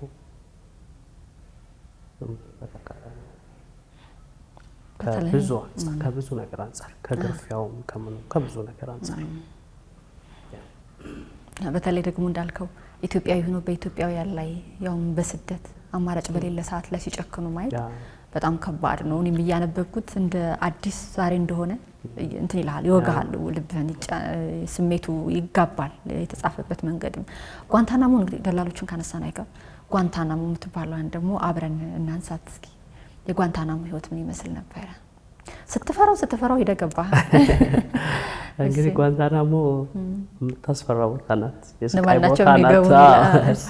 እኛ ካለንበት ቦታ ትይዩ ጓንታናሞ ትባል ክፍሎች አሉ። ሳት ከፊ ቀርተሽ ጊዜሽ ካለፈብሽ ወደዛ የምትገቢው ነው። ሊቢያ ላይ ማለት ነው። ሊቢያ ላይ ነው። አጅዳቢያ የሚባል ከተማ ሊቢያ ላይ። ያው እኛው የሰጠናት ስያሜ ነው።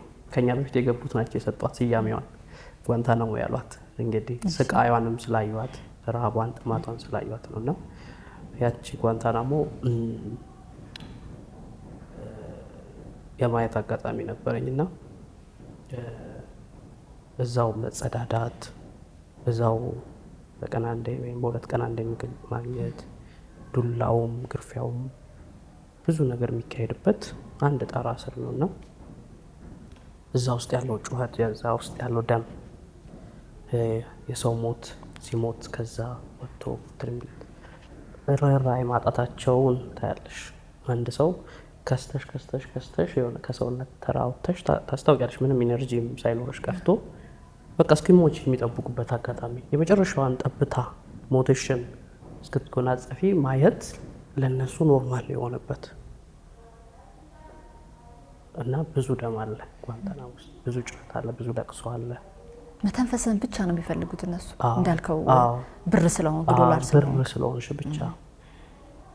እናም እንግዲህ ከዛ ጓንታናሞ የወጡ 2 ልጆች በቃ ምንም እንደሌላቸው በቃ ከዚህ በኋላ ተስፋ የላቸው እንደሌላቸው ሲያውቁ ቢያንስ ስራ ሰርተው ይውጡ ብለው እኛ ወዳለንባት ክፍልም አምጥተዋቸው ነበርና በቃ ያስፈራሻል። በቃ አይደሉ ምናምን ብለሽ ግን የሰው ልጅ ምን አይነት ፍጥረት እንደሆነ ባናቅም ደግሞ ቀና እንላለን። ነገር በቃ ሞትን ብለን ከዛን ደግሞ ቀና እንላለን።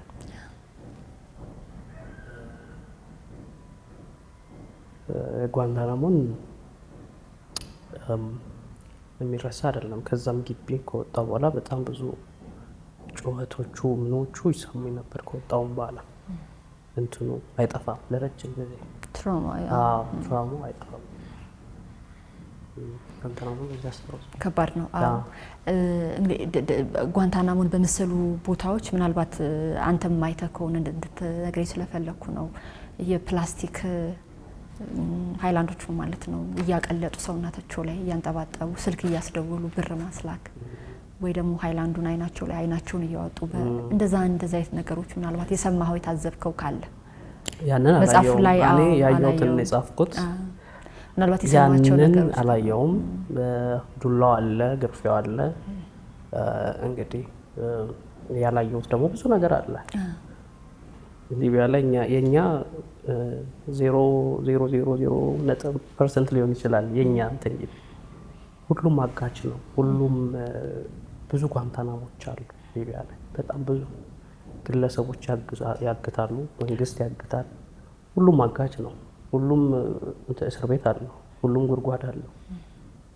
ስደተኛ በታየ ቁጥር ገንዘብ ስለሆነ ሁሉም የራሱን እንትን አስቀምጧልና እኔ አንድ ጩኸት ነው ያሰማሁት፣ አንድ እንትን ነው ያየሁትና እንግዲህ የምንሰማቸው ብዙ ነገሮች አሉ።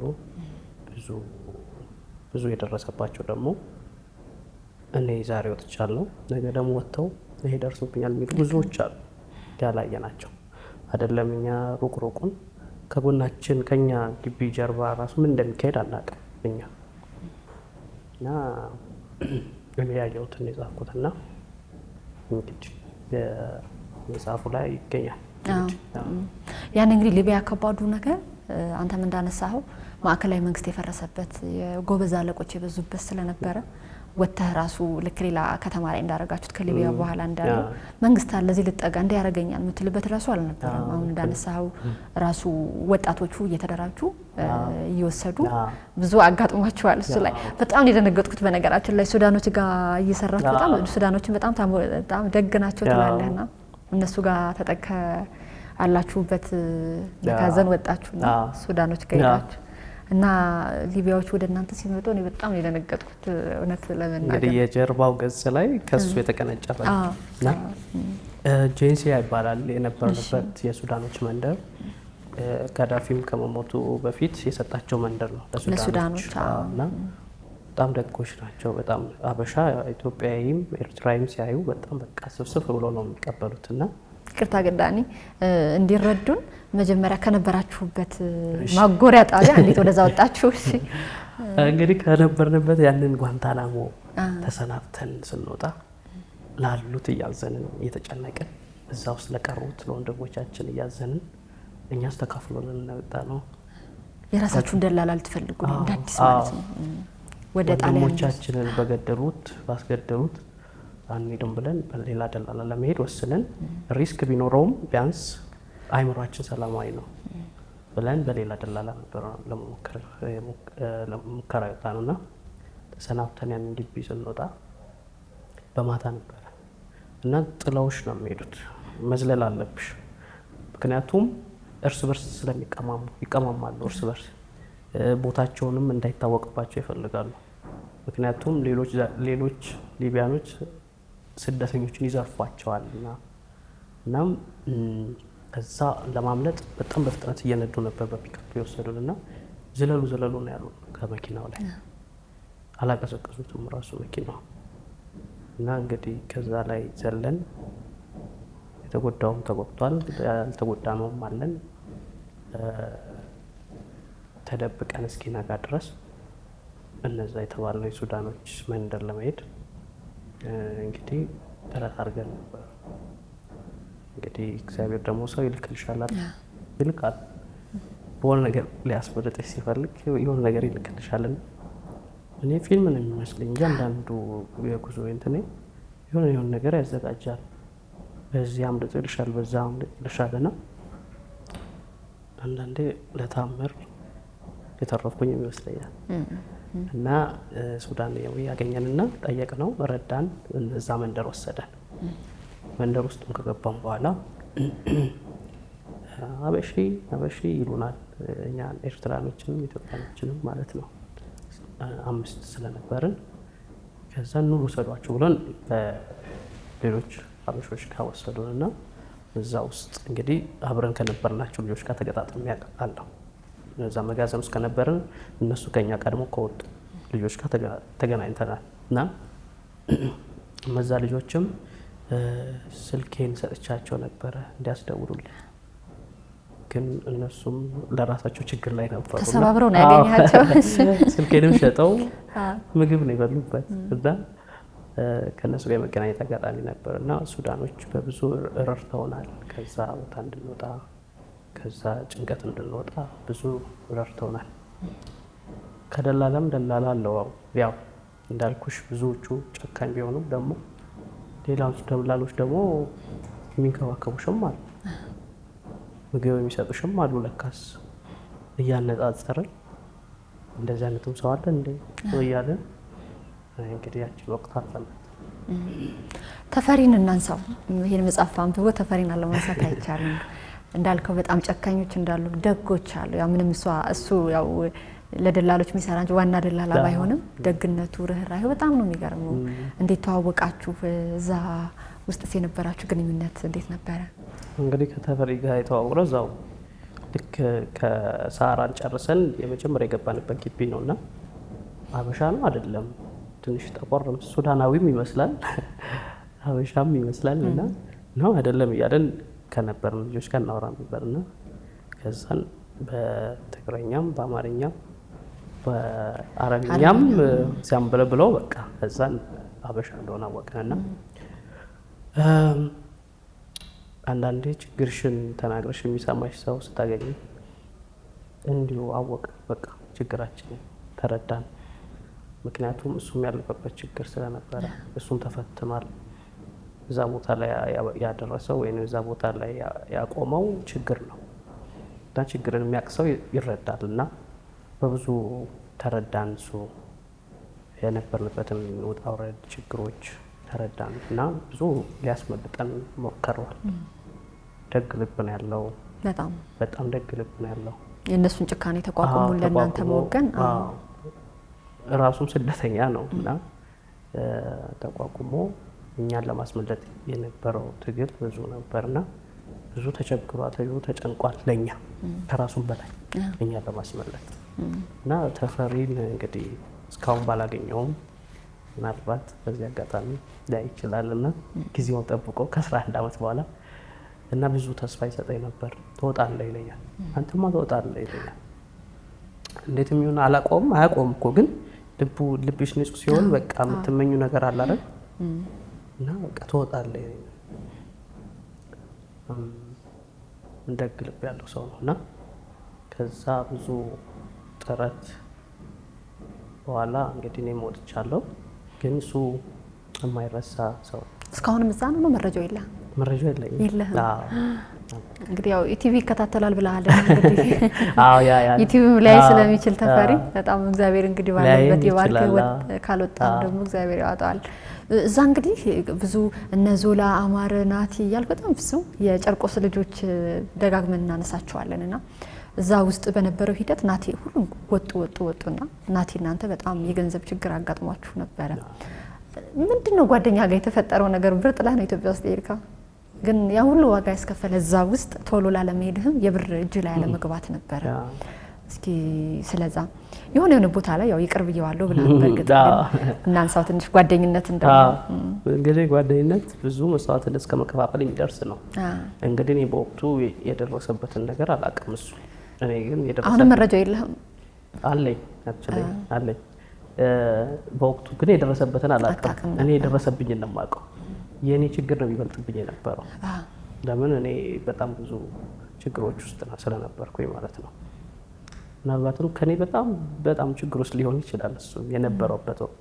ግን በየትኛውም ሂሳብ እኔ አላወዳድረውም። የኔን ችግር ከሌላ ሰው ችግር ጋር አላወዳድረውም ነበር። የኔ በእጥፍ ይበልጣል ብዬ ነበር የማስበውና ስልኩ ሱዳን ሆኜ እምቢ ሲለኝ በቃ እንትን ሆኖበት ነው የሚሆነው ምናምን በማለት ሊቢያም ከደረስኩኝ በኋላ ብዙ ጥሪ ያለው ቤተሰብ ጋር ላለመደወል እስከምን ያንተን ብር ነው እሱ ጋር ያስቀመጥከው እንዴ? የብር እንትን የለብኝም ነበር። አሁን የጨርቆስ ልጆች በቃ እንትና ኬት መጥቶ ብሩ ሞልቶ ምናምን ሲሉ እኔ የብር ችግር አያሳስበኝም ነበር። ለካስ እኔ ነኝ ለካስ ዋናው ባለ ችግር እና ሞክሬለታለሁ። በጣም ለረጅም ጊዜ 2 ወር አካባቢ ሞክሬለታለሁ፣ ግን አይሰራም ነበር። ሌላው ቤተሰብ ጋር መደወል እስኪ ከብደኝ ድረስ ማለት እኔ አሳዳጊ ስታሳድገኝ መስጠትን ያሳየኝ ጠይቄ አላውቅም። በህይወቴ ጠይቄ እንዲሰጡኝ ብዬ ጠይቄ አላውቅም እና እንደ መጠየቅ የሚከብድም ነገር የለም። መስጠትን ነው ያስተማረችው እሷ። በቃ እሷ ቤት መጥቶ የማይበላ የለም፣ በነፃ ነው የሚረዱት። መጥተው ወልደው ይሄዳሉ፣ ልጃቸውን ከፈለጉ ጥለው ይሄዳሉ። እና ከብዶኝ ነበረ እንዲያርጉ ማለት። ግን አንዳንዴ የመጨረሻው ጣራ ላይ ስትደርሽም አማራጮችን ስታጪ ነው የምትይውና እንግዲህ ከኔ ችግር የሱ በልጦ ሊሆን ይችላል፣ ግን እኔ ዋጋ አስከፍሎሃል በዛ ሂደት ውስጥ? አስከፍሎኛል። ግን አንዳንዴ ደግሞ ሊከፈልልኝስ ኖሮ ብለሽ ደግሞ ስታሰቢው ሰማዕት ሆኜ ነበር። አንዳንዴ አልሆኑልንም፣ ለምን አልሆኑልንም የምንላቸው እንትኖች ለመልካም የሚሆኑበት አጋጣሚ አለ። በዛም ነው ይቅር ያልኩት። ምናልባት ባለውለታዬ ሊሆን ይችላል። አንዳንዴ ከዳኝ ያልሽው ልክ ነህ፣ ባለውለታሽ ነበር። እግዚአብሔር ለበጎ ይቀይራል፣ ለመልካም ያደርገዋል። ያንን አጋጣሚ አረሰው። እሺ፣ ወደ ሄብሮን ልመለስ። እንግዲህ 2007 ግንቦት አካባቢ ማለት ነው እንግዲህ የተፈጠረ ነው። እንግዲህ ምናልባት ከዛ ወዲያ የተወለዱ ካልሆኑ ያን ቀን ብዙዎቻችን እናስታውሰዋለን። እና ሄብሮን ከአዲስ አበባ ጀምሮ በአይነት ያያችሁ፣ መተማ ላይ ምሳ ምግብ ላይ ተገናኛችሁ፣ ብቻ ታዩ ነበር።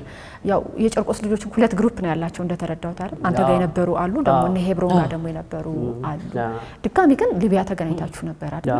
እስኪ ከመገናኘታችሁ ጀምሮ ያለውን ደግሞ የሄብሮንን ጉዞ ከመንገድ ላይ አብረን ምግብ መተያየት፣ ከዛንም ደግሞ ይሄ በደንብ ስላልተግባባን ብቻ ላለመደፋፈር አይነት ነገር እንብላ ተባባለን እንጂ ምግብ ተሻምተን አልበላን። እነሱ ተሻምተው ነው የበሉት ምናምንና ከዛንም ቀናውባቸው። በጣም ያስቀናል። እንትናቸው ፍቅራቸው በጣም ያስቀናል። ከዛንም ሊቢያ ሲያየኝ አላወቀኝም ነበር፣ ምክንያቱም ከስቻለሁ። በሁለት ወር ውስጥ ተለውጫለሁ። ደንግጦ ነበር እሱ። የሱ መልኩም ወዙም እንዳለ ሳራም በረሃም አላጎሳቅለው። ሱዳን ላይ ተረጋግተው ነው የሄዱት እነሱ። እና ይሄ ሳራ በረሃ በእርግጥ ይሄ እንትን ይሻል፣ ምግብ ብትይዥም እንትን ብትይም እሱ እንዳለ ነው ያለው። ልብስ ቅያሬ ምናምንም ይዞ ነበረ። ብዙ የተረዳኝ ሰው ነበረ። በቃ ቃልም ገብቶልኝ ነበር። በቃ ከዚህ ትወጣለህ። ልክ ተፈሪ አይነት ደግ ልብ የነበረው ሰው። ብዙ ደግ ልቦች አሉ በእርግጥ። በቃ ያንቺ ማልቀስ፣ እኔ ማልቀስ ነበር ስራዬ። እንባዬ ከየት እንደሚመጣ ባላውቅም ማልቀስ በቃ አላቆምም። እረግመዋለሁ። የተነሳሁበትን ቀን የወጣሁበትን ቀኖች እየረገምኩኝ ለምን ወጣው? ለእኔ ይገባል ወይ? ይሄ ላነሳሁት ጥያቄ ይገባል ወይ? ልክም ነው ወይ ያልኩኝ ስለማነሳ በቃ በእንባ ብቻ ነው የምገልጸው። ውስጤ ጥጌን ይዛለሁ። በቃ አለቅሳለሁ። መተው ያባብሉኛል። ከእንደገና ከእነሱ ጋር ደግሞ እንዳወራ እንድረሳት ያችን ወቅት ምናምን እንዳልፋት። ሁሉም የራሱን አይደለ የሚያወጣው። ሲነሳም በቃ ቤተሰቡ ላይ እንትን ቢልም ማን ይረዳል? ሌላ ሰው የራሱን ልጅ መርዳት የከበደበት ዘመን ነው እና ቢያንስ ደውለው ያለሁበትን ሁኔታ እንዲያስረዱልኝ፣ የነበርኩበት ስቃይ እንዲነግሩልኝ ነበረ ስጠይቃቸው የነበረው። ያንን ተስፋ አስጨብጠውኝ ነበረ ከኔ ተለይተው ሄዱት እና የታረዱት። ከባድ ወቅት ነበር ለኛ። እዛ ለነበረ ሐዘን አለመወጣት፣ መጮህ አለመቻላችን፣ አቅም ማነስ፣ ረሃብ፣ አቅምም የለንም። ለማንስ እናገራለን? ሰው ትፈልግ የለ ለማልቀስ ለመጮህ። ያንን ጊዜ ለእኛ በቃ ትልቁ የእንትናችን ጊዜ ነበር። በጣም የተጎዳንበት፣ በጣም ያለቀስንበት ጊዜ ነበር። እንዴት ነበር የሰማችሁት? የሰማነው በእርግጥ እኛም በቲቪ ነው ያየነው። አስደዋያችን ተፈሪ እኔና ናቲን ጠርቶ በድብቅ ነው ያሳየን። ምክንያቱም እዛ ረብሻም እንዳይፈጠር ችግርም እንዳይፈጠር ብሎ። ግን ያው እናስታውቅ ነበር። ወደ መጋዘንም ከተመለስን ከሰማን በኋላ ለንጋታው ከተመለስንም በኋላ እናስታውቃለን። ግን ያንን ህዝብ እንዴት መንገር ከባድ ነውና ለማለት ሞክረናል። ግን በሶስትም በአራተኛው ቀን ሰምተዋል፣ መስማታቸው አልቀረም፣ ሰምተዋል። ከዛ መጋዘንም የጠፉ አሉ በዛ ያንን በሰሙት ጊዜ እና ተይዘውም መጥተው ተደብድበው የገቡ አሉ። ሰው ሞተብሽም አልሞተብሽም አንቺ ገንዘብ ነሽ ስቲል እና ለደላሎች ያኖር ለምደውታል ነገሩ እና ያንን መንገድ ያስከፊ ጊዜ ከህዝቡ እኛም ነው የሰማነው ያየነው። አፍንጫችን ስር የተካሄደ ነገር ቢሆን ግን እኩል ነው የሰማነው። አዘኑ ከባድ ነበር። እንግዲህ ሄብሮን ከአዲስ አበባም ሲነሳ መታወቂያ ረስቶ ባህር ዳር ነው የተቀበለው አይደል? ከዛ በኋላ ነው እንግዲህ እያለ ሄደውና ሊቢያም የተገናኛችሁት እንዳልከው በዛ መንገድ እሱ ብቻም ሳይሆን ሌሎች እንደ ግሩፕ የጨርቆስ ልጆች አንድ ላይ ሄደው ነው እንግዲህ አሁን በኢትዮጵያ ኦርቶዶክስ ተዋሕዶ ቤተክርስቲያን የሊቢያ ሰማዕታት እያልን የምናነሳቸው ማለት ነው።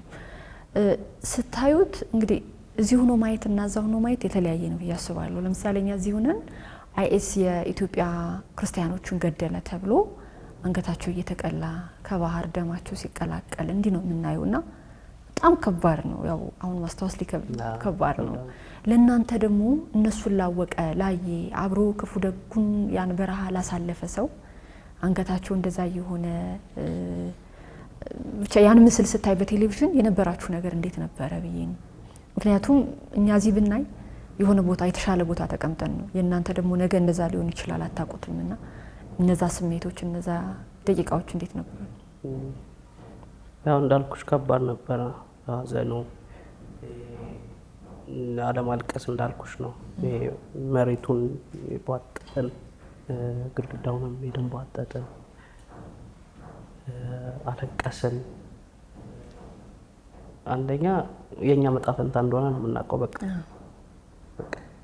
ድንጋጤው አለ፣ የእኛም መጣፈንታ እንደዛው ነው እና በቃ ምኑንም መቋቋም አንችለውም። ከአቅም ማነስ ጋር በቃ ወድቀናል። ይሄ አቅምሽን ስተሽ የምትወድቂዋለን፣ ወድቀናል፣ ራሳችን እንትን ብለናል። እና ማልቀስም ሀዘንም አቅም ይፈልጋል፣ ጉልበት ይፈልጋል። ይሄ ለመጮህ ብለሽ ለማልቀስ ይሄ ባዶ ሆድሽን ሆነሽ እንዴት ነው የምታለቅሹ? ረሃብ አለብሽ፣ ስቃይ አለብሽ፣ ህመም፣ በዛ ላይ ህመም አለ እና ለእኛ ከባዱ እኛ ነን ከባዱ ጊዜ ያሳለፍ ነው። ምክንያቱም እዚህ ለቅሶ ትደርሻለሽ፣ ታለቅሻለሽ፣ ትላቀሻለሽ። እኛ ማንም የለንም የምናለቅስበት ራሱ የእኛ ዕጣ ፈንታ ያ ነው ብለን ስለምናስብም በቃ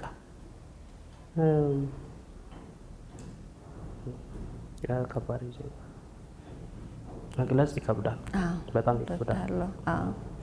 ግን ስለ አይኤስ ሰምታችሁ ነበር? አይኤስ እዛ አካባቢ አሉ የሚለው ምክንያቱም መጽሐፉ ላይም ከነሱ ጋርም አጠቃላይ ሊቢያ ጋር ካለውም ጋር እያይዘ ስታነሳ ለክርስቲያኖች ደግሞ የበለጠ ከባድ ነበር። ለሁሉም ስደተኛ ቢሆንም ስም አስገድዶ እስከ ማስቀየር ሊያደርስ የሚችል ባለባበስ በብዙ ነገር የሚገለጹ ለክርስቲያኖች ከባድ የሆነበት ጊዜ ነበርና እናንተ ያ ነገር መረጃው አልነበራችሁም? ራሳችሁን አላዘጋጃችሁም? አልነበረም በጭራሽ። አይኤስ የሚባሉ ስሙንም አላውቀውም ነበረ እዛ ቦታ እስክገኝ ድረስ እስኪታረዱ ድረስ የማውቀው ታሪክ የለም። ምንም መረጃ የለንም ነበር።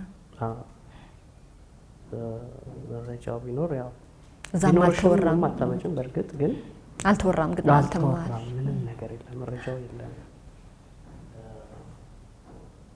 ለሙስሊሞቹም ከባድ ነው፣ ለክርስቲያኑም ከባድ ነው። ለክርስቲያኑ ይበልጥ ደግሞ ቢለውም ቢሆንም እንዳልሽው ብዙ ስም እስከ መቀየር የሚያደርስ መልክንም እስከ መቀየር የሚያደርስ ማንነትንም እስከ መካድ ልትደርሺ ትችያለሽ፣ ነፍስሽን ለማቆየት ማለት ነው። አንዳንድ ሰዎች ምን ያስባሉ?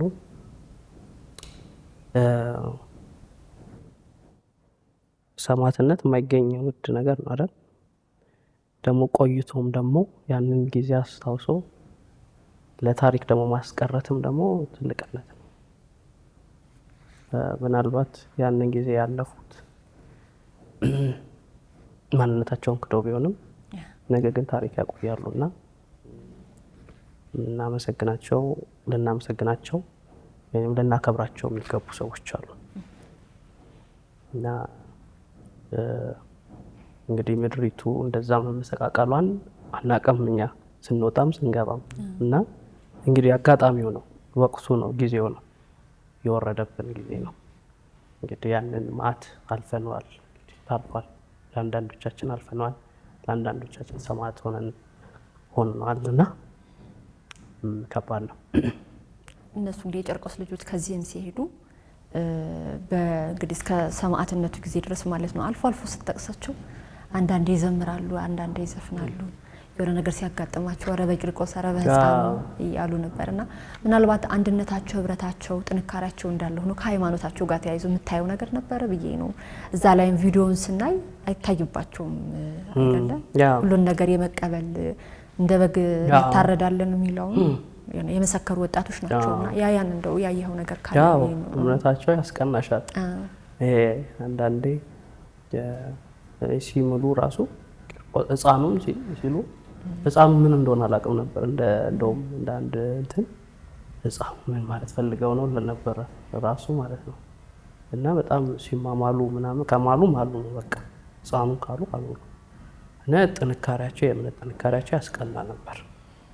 እንዳንዳንድ ዝም ብሎ ከሚሄደው በየቀኑ ቤተክርስቲያን ከሚሳለመው እነሱ በሳምንት አንዴ እንኳን ቢሄዱ ይሄ ውስጣቸው ያለው እምነቱ ይበልጣል እና እምነታቸው በጣም ከባድ ነው፣ ያስቀናል። እዛም በነበርን ሰዓት ጸሎት ፕሮግራም ያስጀመርነው እኛ ነን። በጋዘን ውስጥ ጸሎት ነበረ። ጸሎት ፕሮግራም መርሃ ግብር አዘጋጅተን ማታ ማታ እኔም እመራለሁ ጸሎቱ፣ ያው ልምድም ስለነበረኝ በማህበረ ቅዱሳን። ከዛንም ደግሞ ሌሎቹም በየቀኑ የተተካካን ጸሎትና ጸልይ ነበር እና እምነታቸው ላይ ያለው አቋም ከባድ ነው። ጠንካራ ናቸው በእምነታቸው፣ ያስቀናሉ እና ያን ሰማዕትነት ላይቀበሉ የሚችሉበት አጋጣሚ ሊኖር አይችልም እና በዛ ረገድ ትልቅ ቦታ ሰጣቸዋለሁ እኔ በግሌ። ያኔ ኢትዮጵያ ቴሌቪዥን ነበርኩኝና ይሄ ዜና ሲሰማ እንደ ማኔጅመንት ተቀምጠን ዜናው እንዴት ይዘገብ የሚል በጣም ክርክር ነበረ። ምክንያቱም መንግስት በወቅቱ የመንግስት ያኔ የኮሚኒኬሽን ሚኒስትሩ ኢትዮጵያዊ መሆናቸውን እያጣራን ነው የሚል ሰውን በጣም ያስቆጣ ንግግር ነበረና ስለዚህ መንግስት እንደዛ ካለ እንዴት ነው መዘገብ ያለበት? ዓለም አቀፍ ሚዲያዎች ደግሞ የኢትዮጵያውያን ክርስቲያኖች እያሉ የመስቀሉ ህዝቦች እያሉ ነበር ዜናውን ሲሰሩ የነበረውና ትንሽ በመንግስትና በህዝቡ መካከል ራሱ እንትን ነበረ፣ የስሜት ዓለም መግባባት ነበረ። ጉዳዩ ፖለቲካ ሆኖ ነበረ። እዛ ጣቢያ ያለን ራሱ አንዳንድ ኦርቶዶክሳውያንም ጥያቄ ይነሳ ነበር ማለት ለምን እንደዚህ ሆነ፣ ቢያንስ በሰውነታቸው መሰራት አለበት ሚል ዞሮ ዞሮ በኋላ ተሰራ ያ ኢትዮጵያውያን በሚል ማለት ነው። መጽሐፍ ላይ ይሄን ያነሳውበት መጽሐፍ ላይ ስመጣ ከአይስ ግድያ በኋላ ብዙ መንግስታት ዜጎቻቸው ከሊቢያ እንዲወጡ የማድረግ በጣም ብዙ ልፋት ድካም ነበር። የኢትዮጵያ ላይ ሳይ እናዋጣችኋለን ተዘጋጁ ነው፣ እናንተ ደግሞ ያላችሁበት በጣም ከባድ ሁኔታ ነበረ። ሌሎች የሆነ ማቆያ ሊወስዱ ይችላሉ፣ እናንተ ግን የተባላችሁት ባላችሁበት ጠብቁ ሚል ነበር እና ስለ ሀገራችሁ መንግስት የለም ሌላው ሲወሰድ ሌላው ጠባቂ ያለው የሚደነግጣለው ሲባል እናንተ የነበራችሁ ነገር ምን ነበር? እንግዲህ ከሌሎች ዜጎች ጋር ስላልነበረ እኛ ኤርትራኖች እና ኢትዮጵያኖች ነን እና ሌሎችን አላየንም። እንግዲህ ሁሉም እንትን ብሏል፣ ሁሉም በአካል አልተገናኘንም እንጂ ሁሉም እንትን ብሏል። የግብጾቹም የሌሎች ሀገር ዜጎችም የራሳቸውን ሊያወጡ ሞክረዋል። እኛም ደውለን ነበረ፣ አይ በቃን እንመለሳለን ከዚህ የሚበልጥ የለም ወደ ኢትዮጵያ ወደ ኢትዮጵያም ወዴትም ወደ መመለስ ወዳለብን ወደ ሀገር እና ከዚህ የሚበልጥ የለም፣ ከዚህ ስቃይ የሚበስ የለም። በወቅቱም የምንሰማቸው ዜናዎች የመርከብ መገልበጥ፣ በየሀገሩ ሞት፣ በቃ ወቅቱ ሞትና ሞትን የሚያስተናግድበት ጊዜ ብቻ ነበርና ከሞትሽ ምንድነው ነው በቃ ከሞት በላይ ምንም የለም። ስለዚህ ቆይተን ነፍሳችንን አቆይተን እየታገለን እንኖራለን።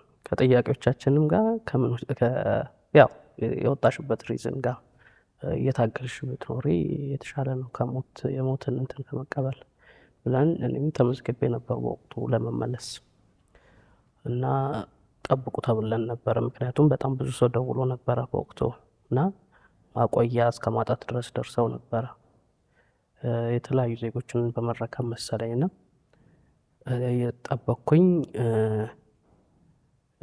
ስልክም አልነበረኝም። በሰው ስልክ ነበረ እዛ በነበሩ ልጆች ስልክ ነበር እየደወልን እንትን የምንለውና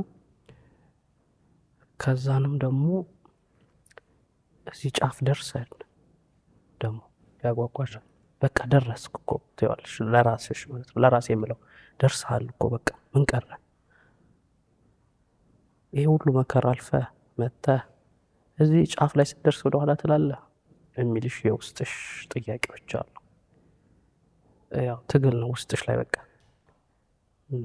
የሞት ጽዋን መቀበል ነው የምትፈልገው ወይስ ምናምን የሚል ውስጥሽ ትግል አለ እስክትወስኝ ድረስ እና የሆነ አይዞሽ ምናምን የሚልሽ ሰው ካገኘሽ በቃ ወዲያው የምትወስኛቸው አይነት ነገሮች ማለት ነው። እና ሲያወሩም ስሰማ በቃ እንትኖች እንግዲህ በስንት ትግል እንደገቡ እናውቃለን። በባህርም ተሻግረው እንትና ገባ ወይንም የሆነ አካል ገባ ምናምን ሲባል ሲሰማ ከዛን ደግሞ ትንሽ ደግሞ እንትን ያለሽ ወብያ ተስፋ ታነጊና ያንን ውሳኔ ለመወሰን እንትን ያለሽ ከነበርንበት ከሊቢያ ዋና ከተማ ትሪፖሊ ባህሩ ጫፍ ላይ ለመድረስ በጣም ትልቅ እንትን አለ ኬላ አለ። እሱን ማለፍ ይጠበቅብሻል።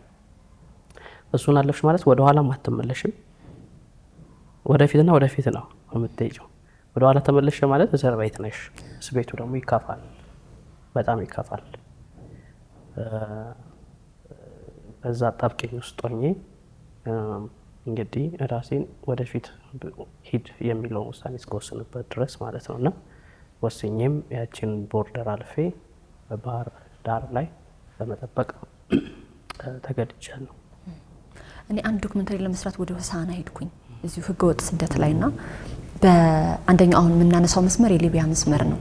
አንደኛው መስመር ደግሞ በሆሳዕና ዱራሜንዴ ደቡብ አፍሪካ መሄድ አለ እና አንድ የገጠር ከተማ ላይ ስንገባ ድንኳን አገኘን እና ድንኳኑ ላይ ምንድነው ስንል ደቡብ አፍሪካ በህገወጥ ሂዶ የሞተ ሰው መጥቶ ነው አስከሬን ተልኮላቸው እና ታናሽ ወንድሙን ኢንተርቪው ያደረግን ነበር ቤተሰቡና ታናሽ ወንድም ይሆን አለ ወይ ስላቸው አይ እየተዘጋጀ ነው አሉ። የት ለምን ስል ደቡብ አፍሪካ ለመሄድ አሉ። እንዴ ማለት ያኛው እንግዲህ ታላቅ ወንድሙ ሞቶ ነው እሱ ደግሞ ሊሄድ ነውና ወንድምህ እየሞተ አትፈራም ወይ? ይሄን ሁሉ ነገር በራስ አይተሃል፣ በሰው አይደለም ማለት በሩቅ አይደለም በራስ በእናት ልጅ ነው ስለው ያለኝ መልስ ምን ነበር? ሞት የትም አለ ሚል ነበርና አሁንም እናንተ ደግሞ በተለያየ ጊዜ ሞትን አይታችኋል፣ በተለያየ ጊዜ ብዙ መከራን አይታችኋል። ግን ለምንድን ነው ጨከን ብላችሁ ወደ ኋላ ማትመጡት? ለምንድን ነው ማለት ሞት የትም አለ፣ ስለዚህ ሞት ካልቀረ የትም እንሞት የጋራ ነው እንዴ ብዬ ነው በስደት ህይወት ውስጥ አንዳንድ እንትኖቹ ናቸው ይሄ ፈተናዎቹ ናቸው እንደዛ የሚያደርጉሽ። ባይዘው ተለዋዋጭ ስሜት ነው ያለው። አንዳንዴ ስትፈሪ ምናምን የሆነ በቃ አይ በቃኝ ምናምን ትይና ከዛን ደግሞ የሆነ ነገር ጨከን ያለ ነገር ደግሞ ስታይ ደግሞ ትቀየራለሽ እና ተለዋዋጭ ናቸው ስሜቶቹ። ይሄ የሚቆሙ አይደሉም። በቃ አንዳንዴ ሞት ምን አባቱ ምን መሞት ነው ትያለሽ። በቃ መሞት ነው ሞት ቅልል ታደርጊዋለሽ። አንዳንዴ ደግሞ እንደዛ ደግሞ በአሰቃቂ ደግሞ ስታዩ እንዴ ለምንድን ነው እንደዚህ የምሞተው በጤነኛው አሟሟት ብሞት ትያለሽ እና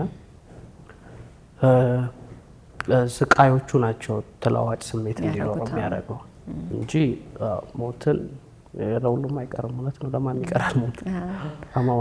አሟሟቴን አሳምርልኝ ነው። ይሄ እኔ አሁን ለምሳሌ ሞትን አክሴፕት አድርጌ ተቀብያለሁ። ሞትን እንዴት ነው አክሴፕት አድርጌ የተቀበልከው ስትይኝ አሁን ለምሳሌ ይሄ አንቺ እንደምትይው ሞትማ አለ እንደማለት ሳይሆን አሁን ብዙ ስቃዮችን ስታይ ብዙ መከራዎችን ስታይ ምንም አዲስ ነገር ምድር ላይ እንደሌለ ስታይ ከዛን ሞት ቢመጣ ምን አባቱ የምትይው አይነት ሞት አቀባበል አለ። አሟሟትሽ ነው የሚወስነው። አሁን ለምሳሌ እኔ ምንም ሳይፈጠርብኝ ሳላየው ብሞት ምንም አይመስለኝም። ግን ይሄ አሟሟትሽን ይሄ ሂደቱ ነው የሚያስጨንቅሽ። የምትሞችበት ሂደቱ ስቃዩ ምናምኑ ነው እንጂ ሞትን አይደለም። እንደዛ ነው የማስበው። እሺ እንግዲህ የነ ሄብሮንን ስናነሳ ወይ ሰማዕትነት የተቀበሉ ኦርቶዶክሳውያን ስናነሳ ማለት ነው አንተ ብድሉ ነበር አብረህ ነበርክ። ስለዚህ አብረህ የመቆጠር አብረህ መሄድ ነበረ። ቅድም እንዳነሳው ክፍያ አለመጨረስህ ነበረ ያቆየህ ማለት ነው። በኋላ ላይ እንግዲህ መቼም ሞት አለ ውልደት አለ እንደምንለው ሁሉ በተቃራኒ ነገሮች ዓለም የተሞላች ናት። የነሱ ሰማዕትነት ደግሞ መልሶ ደግሞ ለእናንተ ለበጎ ዕድል የፈጠረበት ደግሞ ነገር አለ። እስኪ እሱን አንሳና እንደ እግዚአብሔርን ቸርነት እግዚአብሔርን መጠበቅ እስኪ ትንሽ ብትለስ ይለኛል። እንግዲህ ፈጣሪ በወቅቱ ተናደህ በብዙ ይጠብቃል። በወቅቱ ፈጣሪ ላይ አማሬ ነበር። ብር ባለላኩ እንዴት አብረን መተን አብረን የመጣ ነው ሄዱ። ከዛም በኋላም የመጡት ሄዱ። ወደ 4ኛ ዙር ነው እነ ሄብሮን ሲመጡ እነሱን ትተውኝ ሄዱ። የስደተኛ ይሄ ጅረቱ የመታኝ ይሄዳል። እኔስ መቼ ነው አታየኝም ወይ አላሳዝንም ወይ ብየዋለሁ ፈጣሪ። እሱ ደግሞ መጠብቀህ አለ አቆየህ አለ። በታሪክ ይሆናል ያቆየኝ። ለምስክርነትም ሊሆን ይችላል ለእውነትም ሊሆን ይችላል። እና እግዚአብሔር ይመስገን እንዴት ይሄ አሁን ለምሳሌ ብዙ ትግል ውስጥ ገብቼ ነበር ከፈጣሪ። ምን አልኩኝ? እነሱ ስለማይወዳቸው አይደለም ሰማዕትነት ተቀበሉት። እኔ ማንነኝና ነው እኔን የሚያተርፈኝ? እኔ ምን ስለሆንኩኝ ነው ያተረፍከኝ? እነሱ ስለማይወዳቸው ስለማይጠብቃቸው አይደለም። እኔ ስለሚጠብቀኝ ስለሚወደኝ አይደለም። በሱ አይን እኩል ነን። እኔ ግን ስቆይ ለምክንያት ነው። ስለዚህ አንዳንዴ የማይሆኑ ነገሮች ወይም ያልተሳኩልን ነገሮች ለበጎ ይሆናል። ሰማዕታት በሆኑት በእነሱ ምክንያት ባይሆን ነው የወጣሁት ደስ ይለኝ ነበር። ግን እግዚአብሔር የራሱ መንገድ አለውና የነሱ ሞት ለኛ ደግሞ ድህነት ሆነ። ቤተሰብ ደነገጠ። ቤተሰብ ደነገጠ፣ ሀገሩ ደነገጠ። ከዚህማ በላይ ምን አለ? እንሸጣለን አሉ። ተነሱ። ትንሽ ያሳሳቸውም እንትን ያላቸውንም አወጡ። ሀብታቸውን ሸጡ። በቃ ሸጡ። ምክንያቱም እዛ ያለው ስቃይ አያውቁትም ነበር በወቅቱ። በቃ ይሄ ነው ምልክቱ እየሰጣቸው ፈጣሪ ነው። ይሄ ነው በቃ ይሄ እዚህ ደረጃ ድረስ ነው። እነዚህ ሰዎች ያሉበት ሁኔታ እዚህ ደረጃ ነው በቃ እንጂ እኛ ስልክ መደወል ብርቃችን ነበር። ስኮል ብቻ ነው ማድረግ የምንችለው የነበረው። እና እንዴት ታስረጃለሽ? ሳትደውይ ደውለሽ ተነጋግረሽ ራሱ ችግርሽን ማስረዳት ከባድ ነውና አይደለም ሳትደውይ ማንም ችግርሽን አይረዳልሽም። ማንም የትኛው ቤተሰብሽ ማንም በጣም የቅርብ የምትይው ሰው አይረዳልሽም። እና ፈጣሪ እንግዲህ ምክንያት አለው። ቸርነቱን አይተንበታል፣ ምክንያቱንም አይተንበታል። በዛ ሁኔታ አልፏል። ጨርቆስ ግን ከመጣ በኋላ አልሄድኩም። እኔ ጨርቆስንም አላውቀውም። በእርግጥ ከዚህ በፊትም አላውቀውም። ከዛም በኋላም እንግዲህ ወደዚህ የመጣሁት ከ6 ዓመት በኋላ ነው። በወጣሁ በ6 ዓመት በኋላ ነው። እናም ያው እንትን ብሎ ነበረ ፈራርሷልም ብሎኛል። ነገር የለም መስቀቀሉ ብሏል አይደለም። እኔ ሰፈር ይላል ነው ለነሱ ራሱ አያገኙትም። እናም እዛ እንግዲህ እናነሳለን ወደ በኋላ ላይ ሜቢ ጨርቆስና ላይ እሺ በጣም ከገረሙኝ ውስጥ ማለት ነውና ምን ያህል ሰው ለሰው ነፍስ ምን ያህል ግድ እንደሌለው የሚታይበት ቅድም ያልካቸውን ጭካኔዎች በሙሉ አንዱ መገለጫ ብዬ ማስበው ጀልባን ያህል ነገር ወደ ጣሊያን ማለት ነው ለመሻገር ጀልባውን የሚቀስፉት ካፒቴን በጥቅስ ውስጥ አድርገ ነው። ካፒቴን የሚባሉት ከስደተኞች መሀል እየተመረጠ ነውና እኔ በጣም ይሄ ለኔ በጣም አዲስና በጣም በቃ የሚገርም ነገር ነው። ሰውን ያህል ነገር ባህር ለማሻገር ያው በጣም ለቀናት በሚፈጅ ጉዞ በቃ አንተ እኔ እንደዚህ ተነስተን ልናረገው ይሄን ያክል ግዴለሽነት በምንድን ነው የሚገለጸው በሰው ልጅ ህይወት ላይ? ያው እንዳልኩሽ እኛ ለነሱ ዶላር ነን። ወስደዋል። ብንድንም ብንሞትም ምንም ለነሱ ምንም አይደለም። ኦልሬዲ እኛ ከፍለናል። ባህሩ ትንሽ ከፍለሽ ጨርሰሽ ነው የምትሄጂና ቢገባላቸው ሌላ ደግሞ የሚመጣላቸው አለ፣ ባይገባላቸውም የሚመጣላቸው አለ። በርግጥ ለነሱ ምንም ነው የምታጎሉት የለም፣ አናጎልም። ለዛም ነው ከስደተኛው መሀል ትንሽ እውቀት ያለው ባይኖረውም ደፈር ያለ ሰው ተፈልጎ 1-2-3 ቀን ስልጠና ተሰጥቶት ያንን ባህር በዛም ምክንያት እንግዲህ ብዙ አቅጣጫ ስተው የሚመለሱ የሚገለበጥም በዛ ምክንያቶች ነው። ያው ምክንያቶቹ ስለማናቃቸው ነው እንጂ እኛ ስለማይነገረን ነው እንጂ ልምድ ለሌላቸው ወይንም ደግሞ እንደኛው ስደተኛ ለሆኑ 500 እና 600 ሰው ሰጥቶ ባህርን አካምስና አቋርጥና ሂድ ማለት ለነሱ ቀላል ነው። 185 ላይ ትንሽ ላንብባት ብዬ ነው። ሊቢያን ለቀን እስክንወጣ የነበረን ሰቀቀን አይጣል ነው። ባህሩን በሄሊኮፕተር ሲቃኙ ቢያገኙንና ብንያዝ እስር ቤት ነው የምንገባው። ከእስር ቤት ብር ተከፍሎ እንደገና ባህሩን አቋርጦ ወዳለሙበት ቦታ መሄድ እጅግ አዳጋችና አስጨራሽ ነበር። ነገር ስለሆነ ማናችንም የሊቢያን ክልል ለቀን እስክንወጣ ድረስ ጨንቆን ነበረ። በወቅቱ እንዲህ ያለ ችግር ቢፈጠር ብንያዝ ራሴን ወደ ባህሩ ውስጥ እንደመወረውር ወስኛለሁ፣ ደምድሜያለሁ። እንደገና ደግሞ ያ ስሜት መጣ። አሁን መመለስ አትችልም። በየመንገድህ ወደ ኋላ መመለስ ትፈልግ ነበረ፣ ግን እንዳልከው ስሜት ተለዋዋጭ ነው። እንደገና ተስፋ ይመጣል። አሁን ግን ባህር ላይ ነው ያለው አማራጭ ራስን መወርወር ነው። ምን እንደዚህ አይነት እንሰማለን። ራሳቸውን ወርውረው ወይ ደላሎች ራሱ ጎትተው አስገቧቸው የሚልና እስኪ ያችን ቅጽበትም ደግሞ ትንሽ እንትን እንድናረጋ ስለፈለኩ ነው። በዛ ደረጃ እንድትወስን ያደረገ ብዬ ነው። ምክንያቱም በወቅቱ እዛ በነበርኩኝ ባህር ዳር በነበርኩበት ሰዓት በጣም ታምሜ ነበር። በጣም እጅግ በጣም ታምሜ ነበረ። ይሄ የሆነ ወረርሽኝም ነበረ በወቅቱ ሰውነትሽ ላይ የሚወጡ ይሄ በጣም ወረርሽኝ አለና ከአቅም መዳከም ጋር ደግሞ ይሄ አቅምሽ ለማለን ምግብ ምንም ስለማታገኝ በቃ በጣም አደካክሞኝ ነበር። በቃ ሞትን የምናፍቅበት ጊዜ ነበር። አንዳንዴ በቃ ውሰደኝ እንጂ የምትይበት አጋጣሚዎች አሉና በቃ መዝለልና አንዴ በቃ ምንም ሳታስቢው እልም ብለሽ የምትጠፊበት ያ በቃ በጣም በቃ የምፈልገው አይነት ነገር ነው። እድል ማይሰጥ ነገር። አዎ በቃ ስቃዩ ከባድ ስለነበረ ነው። መመለስ ማለት ያቺን ቦርደር ራሱ እንትኗን ኬላዋን ራሱ ማለት በጣም ስቃይ ነው።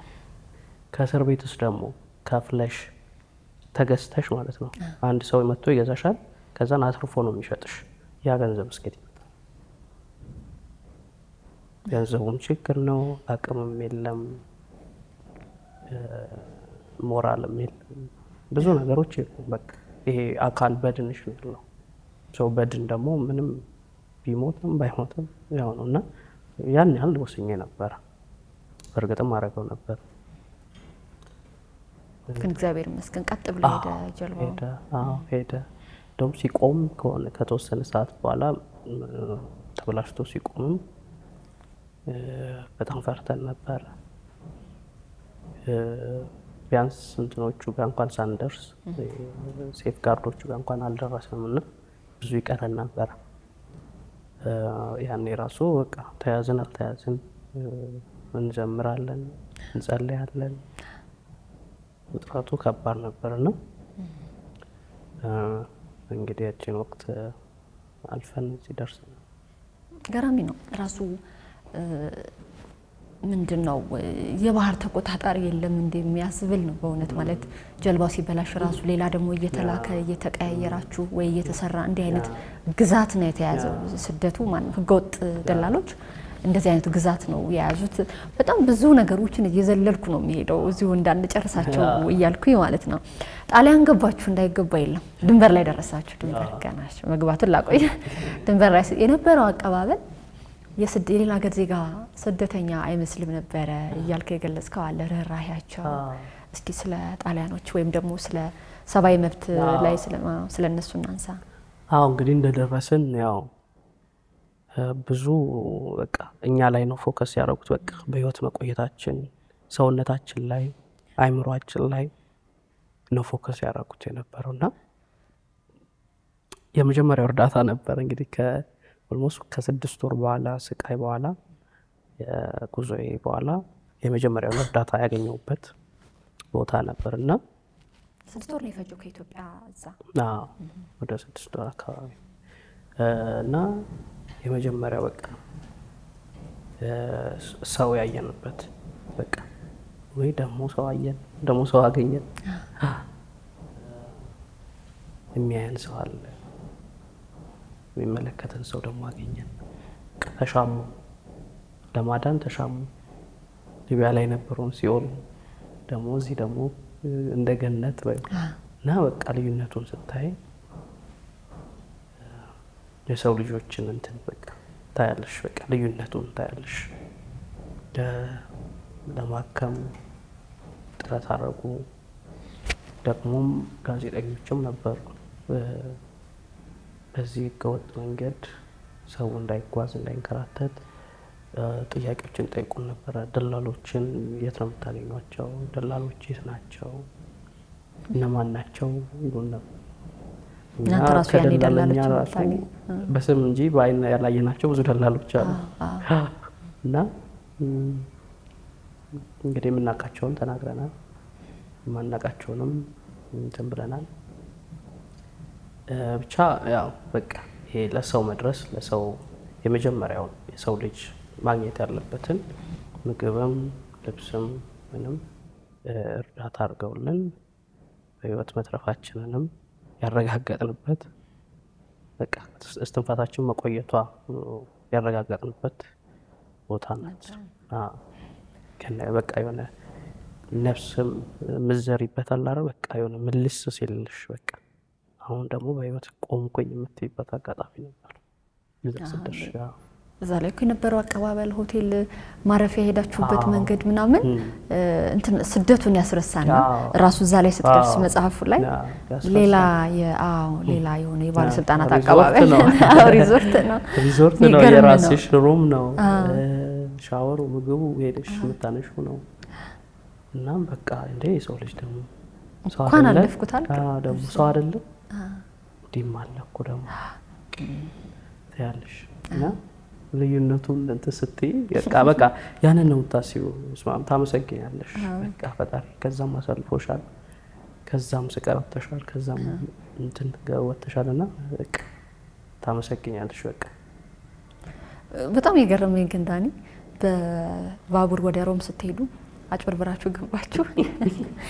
ለምን እንዴት አለለም ያንበቡት። ከዛ እንደገና ወደ ከማነው ስሙ ከሮም ወደ ጀርመን ገባህ አንተ። ከጀርመን እንደገና ብራሰልስ ወይ ቤልጂየም ማለት ነው ወደዛ። ከዛ እንግሊዝ ሂደቱን ትጨምርልኛለህ አንተ። ግን የገረመኝ ነገር ምንድነው ውስጣችሁ ያለው? ለምንድነው ማትረኩት? ማለት አሁን ይሄን ሁሉ መከራ አይቶ ከአፍሪካ ስንት ሀገር አቋርጦ በራይ ሄደ ሰው አንዱን ሀገር ስታገኙ መውጫ መንገዱን አንዱን ሀገር ስታገኙ መውጫ መንገዱና እያነበብኩ ምን ተሰማኝ? ምንድነው የሚፈልጉት? ሪሊ ማለት ያውቁታል ወይ የሚፈልጉትን ነገር? ምን ፍለጋ ነው? እንደገና ከድንበር ስትሄዱ አውሮፓም እኮ ደግሞ ያው በተለይ ቤልጂየም ላይ ትንሽ እንድትል ፈልጋለሁና አልጋ ባልጋ አልነበረም። ያው አይነቱ ይለይ እንጂ መከራው ይቀጥላል።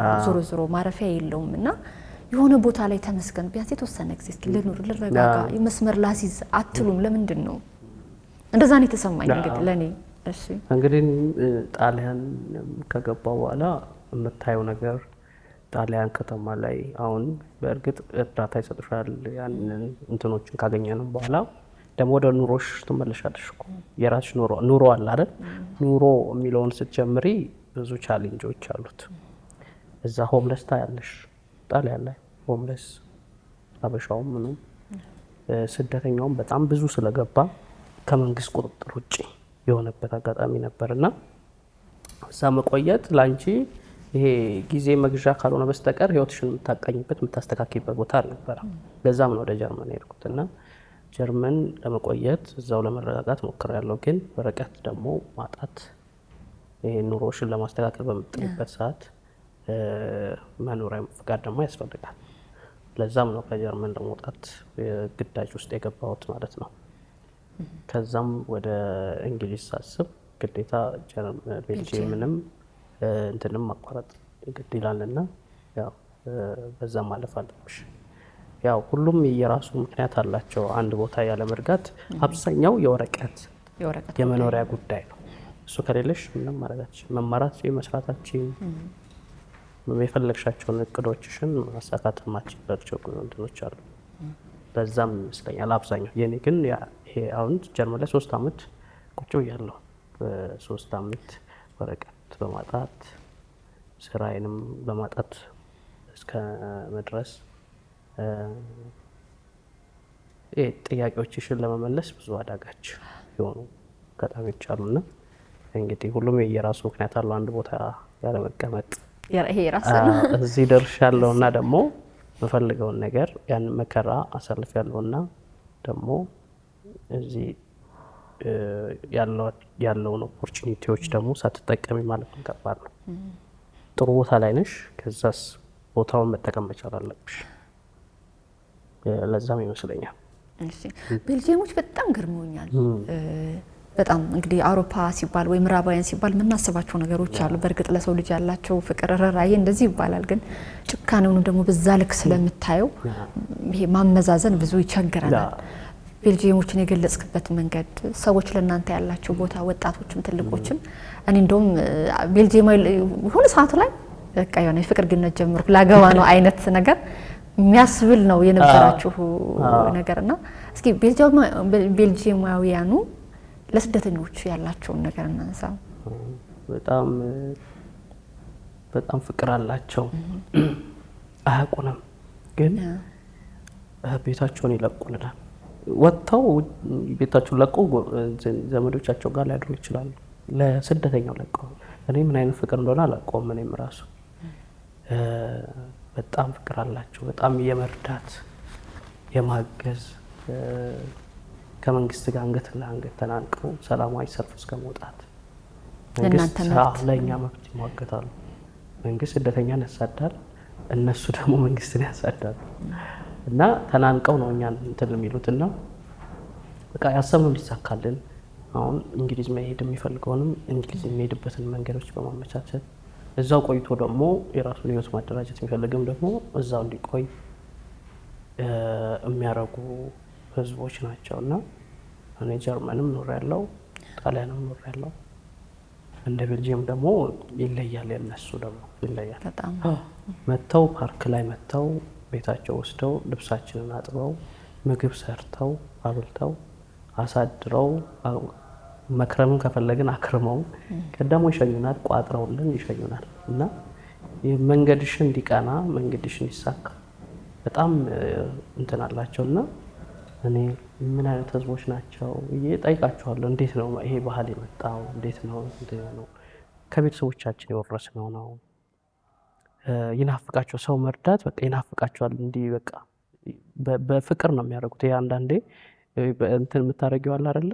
በዝም ብለሽ እነሱ በፍቅር ነው የሚያደርጉት። በቃ ራሳቸውን በመጉዳት ደረጃ ማለት ነው ድረስ ሰውን ማገዝ በጣም የሚያስደስታቸው ናቸውና እንደውም እዛው ሆኜ በቃ አሳዳጊን ፈትለ ወርቅን ያስታውሱኝ ነበር። በጣም በህይወት አልነበረችም። በቃ ያኔ ነው በቃ ልብ እኔም ራሱ ይሄ የደግነት ልብ ውስጤ በደንብ የገባው።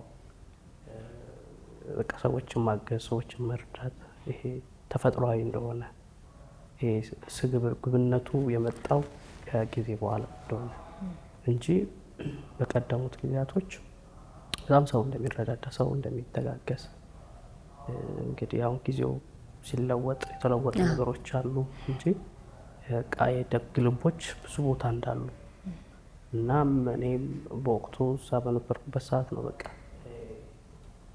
ፈጣሪን በቃ የደግ ልብ እንዲሰጠኝ በጣም ብዙ ለምኛለሁ።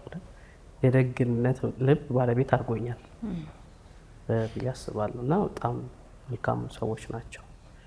እንግዲህ እኛ ከወጣንም በኋላ ከቤልጂየም እንግሊዝም ከገባን በኋላ እየመጡ ይጎበኙናል።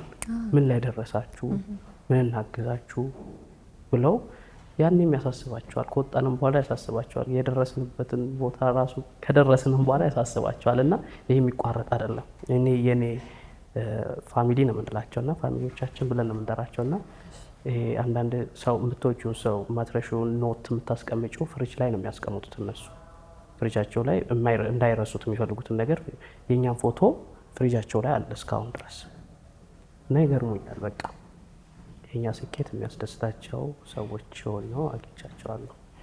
አንዳንዴ ምግባርኛ ጋብቻ ሃይማኖተኛ ጋብቻ ይመስላልና ተገልብጥ የሆነ ቦታ ታገኘዋለህ እና በጣም ለዛ ነው እንድናነሳው የፈለኩት ማለት ነው። እንግዲህ መጽሐፉን እንዳንጨርሰው የተወሰነ ጥያቄ ብቻ አንስቼ አጠቃልላለሁ። ዳኒ መጽሐፉ ስረዳ እኔ ዳንኤል አብርሃ ብዬ ስረዳ በጣም ሆደ ቡቡ ስስ ልብ ያለው ለመደሰትም ለማልቀስም ለሀዘን እንደዛና በዛ ያሉ እንባዎች ፈሰዋል።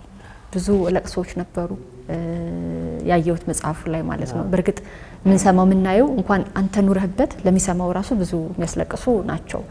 ከዛ በኋላ እንግሊዝ ገባ። እንግዲህ ይሄ ሁሉም ባነበር ይሄ ሁሉ ጣውረድ ነበር። እንግሊዝ በጣም ሌላ ዳንኤል እና ያየሁት በጣም ጠንካራው በጣም ለራሱም ለሰውም በጣም የሚገርም ማለት ነው። ያን ሁሉ ነገር ያለፍክ አይነት ማይመስል ማለት ነውና አንተም ብለዋል የማማ ፈትለወርቅ ጸሎት ረዳኝ እዛ ቤት ያሳለፍኩት ጥንካሬ እንዲህ የምትለው ነገር አለ። መጠየቅ የምፈልገው ብዙ ጊዜ እንኳን ከስደት ቀርቶ በህይወት መንገዳችን ውስጥ ካለ ትንሽ ስብራት በኋላ ብዙዎቻችን ተሰብረን ነው የምንቀረው አይደለ? የኋላ እንትናችንን ቁስላችንን አክመን መቆም በጣም ይከብደናል። እንኳን ለወራት በዛ ሁሉ ነገር አልፈና ለምንድነው ያልተሰበርከው? ለምንድነው ያልቆየው? ይለም አምሮ በዛ ደረጃ ስነልቦና ጠንክሮ እንዴት ወደ መስመር በፍጥነት ልትገባ ቻልክ? እሱ በጣም ደንቆኛል። እንግዲህ የተሰራሽበት እንትን ይወስነዋል። እንዳልኩሽ አሳዳጊ በጣም ጠንካራ ናት፣ የሥራ ሰው ናት። አተኛው ሀሳብ ካለ እኔ አሁን ከሷ የወረስኩት ነገ የሆነ ነገር አደርጋለሁ ብዬ ካሰብኩኝ እንቅልፍ የለኝም። ካላረኩት ደግሞ ራሴ ካላረኩት ደስ አይለኝም። ይሄ እንትን እንዳትሆኝ ይሄ ጥገኛ አይደለሁም። ራስን በራስ የማቆም ራስን የመቻል እና በራስ ሁሉ ነገሮችን የማድረግ እንትኖች ባህሪዎች አሉኝ። ምንም ፈሪ መሆንም ምንም እንትን ብልም ግን ያንን ነገሮች በራሴ ማለት እንትን አለኝና አንዳንድ ስቃዮች እየሰሩሽ እያጠነከሩሽ ውስጡን ማለት ነው። ድንገት የሚመጣ ጥንካሬ የለም። ቀስ እያለ እየተሰራው ስደቱም ችግሩም ሀዘኑም ደስታውም እየሰሩኝ የመጡበት አጋጣሚዎች ነበሩና እንግዲህ ላይም የተመቻቸ ህይወት አልገጠመኝም። ከገባሁም በኋላ ብዙ ከመጽሐፉ ላይ እንዳነበብሽው ብዙ እንትኖችን አልፌያለሁ። ብዙ ስቴፖች አሉት ለራስን ለማውጣት ራስን ለማጠንከርና ከዚህ ሁሉ ስቃይ በኋላ ዳንኤል ጥያቄ አንጠይቅም። አሁን ለምሳሌ ስደተኛው ወጣ፣ ከዛም በኋላ የሆነ ቦታ ደረሰ፣ ሰራ፣ አገኘ፣ ላከ ነው በቃ። ይሄ አይደለም ነው። ዳንኤል ራሱን ይጠይቅ ነበር። ለየት የሚያደርገው ራሴን ጠይቃለሁ። ለምንድን ነው የወጣሁት ነበር? ለምንድን ነው ስቃዮች ያየሁት ነበር? አሁን ምን እያረኩ ነው እያልኩ ራሴን በምጠይቅበት ሰዓት ምላሾች ስትሰጪው ራስሽ ይታከማል ነው። አሁን ራስ ማከም ማለት ለጥያቄዎችሽ መልስ መስጠት ማለት ነው። ትናንትና ተርበህ ነበር፣ አሁን እየበላህ ነው። ትናንትና ተጠምተሃል፣ እየጠጣ ነው። ዛሬ የምትፈልጋቸው ነገሮች እያረክ ነው። ዛሬ ከማማ ፈትለወርቅም ከደጋግ ልቦች መርዳት ያለብን ሰው እየረዳህ ነው። ዛሬም ሰው ነህ አንተ፣ ቆመሃል፣ በራስህ ቆመሃል። እና እነዛ የነበሩበት ስቃዮች እነዛ የነበሩት እንትኖች ጊዜያዊ ነበሩ። በዚህ ሁሉ የሰው ልጅ በተለያዩ ጉዳዮች ይፈተናል። በስደት ሊፈተን ይችላል። ሀገር ውስጥም ሆነሽ ትፈተኛለሽ በብዙ ነገር እና ያ በቃ እኔ የማልፍበት መንገድ ነው የነበረው። በቃ መንገዴ ያ ነበር። ከዛ መንገድ አላመልጥም ነበር በየትኛው ሁኔታ። ያ የተጻፈልኝ መንገድ ነበር። ስለዚህ የተጻፈልኝን እየጻፍኩኝ የምኖር ወጣት ነኝ እና ራሴን በየቀኑ የማከም ሰው ነኝ። በየቀኑ ዛሬ በጎ ነገር አድርጌያለሁ፣ ዛሬ ጥሩ ውያለሁ። ፖዚቲቭ የሆነ ኢነርጂን ወደ ራሴ በማድረግ ራሴን ለመስራት ሞክሬያለሁ። ችግሮቼን፣ ጠባሳዎቼን ለማከም ሞክሬያለሁ እና በየዕለቱ የምታረጊው ነው። የሚቆም ነገር አይደለም። ሕክምናው ስቆቃው፣ ሀዘኑ የምታርፊው በሆነ ባየሽ ሰዓት፣ በሰማሽ ሰዓት የሚያስደነግጡሽ ነገሮች አሉ። አሁን ይሄ ታሪክ የመጣው ከ11 ዓመት ባለፈ ታሪክ ነው አይደል? አሁን ደግሞ ህዝቡ አሁን ደግሞ ያየዋል፣ ደግሞ ያስታውሳል፣ ያዝናል ቤተሰብ እና ይሄ አሁን በየቀኑ የምንሰራቸው በጎ ነገሮች፣ መልካም ነገሮች እያከሙ ይመጣል። ትናንትና ቢያልፉም ወንድሞቻችን ዛሬ ደግሞ ለስደት የተዘጋጁ አሉ እና እነሱም ማዳን ላይ ብንሰራ፣ መልካም ነገሮችን ስንሰራ ፖዚቲቭ ከሆንን ራሳችንን እናክማለን፣ ራሳችንን እናቆማለን። የራሳችን ጥንካሬ ይወስነዋል። እኔ ራሴን በራሴ የማቆም ትጋቱ አለኝ። ጠዋት እነሳለሁ፣ ማለዳ እነሳለሁ። ለስራ ቀስቃሻ አልፈልግም፣ እነሳለሁ፣ እወጣለሁ። ከቤትሽ ከወጣሽ ምንም ነገር ታደርጊያለሽ። አንድ እርምጃ ከተራመድሽ ምንም ነገር ማድረግ ትችላለሽ። ተኝተሽ ካማረሽ ነው እንትኑ የሚመጣው እና ትናንትና የተሻገርኳቸው ነገሮችን ተሻግሬያለሁ። ከፊት ያሉኝ ደግሞ መልካም ነገሮች ናቸው። እነሱ ላይ እራመድባቸዋለሁ። መልካም ነገር እያደረኩኝ፣ መልካም ነገር እየሰራው ራሴን እንግዲህ አቁሜያለሁ። ዳንኤል በዚህ ነው የተሰራው። የእንግሊዝ ፕሪሚየር ሊግ የኳስ አድናቂዎች ካሉ ቀጣዩ ጥያቄ ለእናንተ ነው።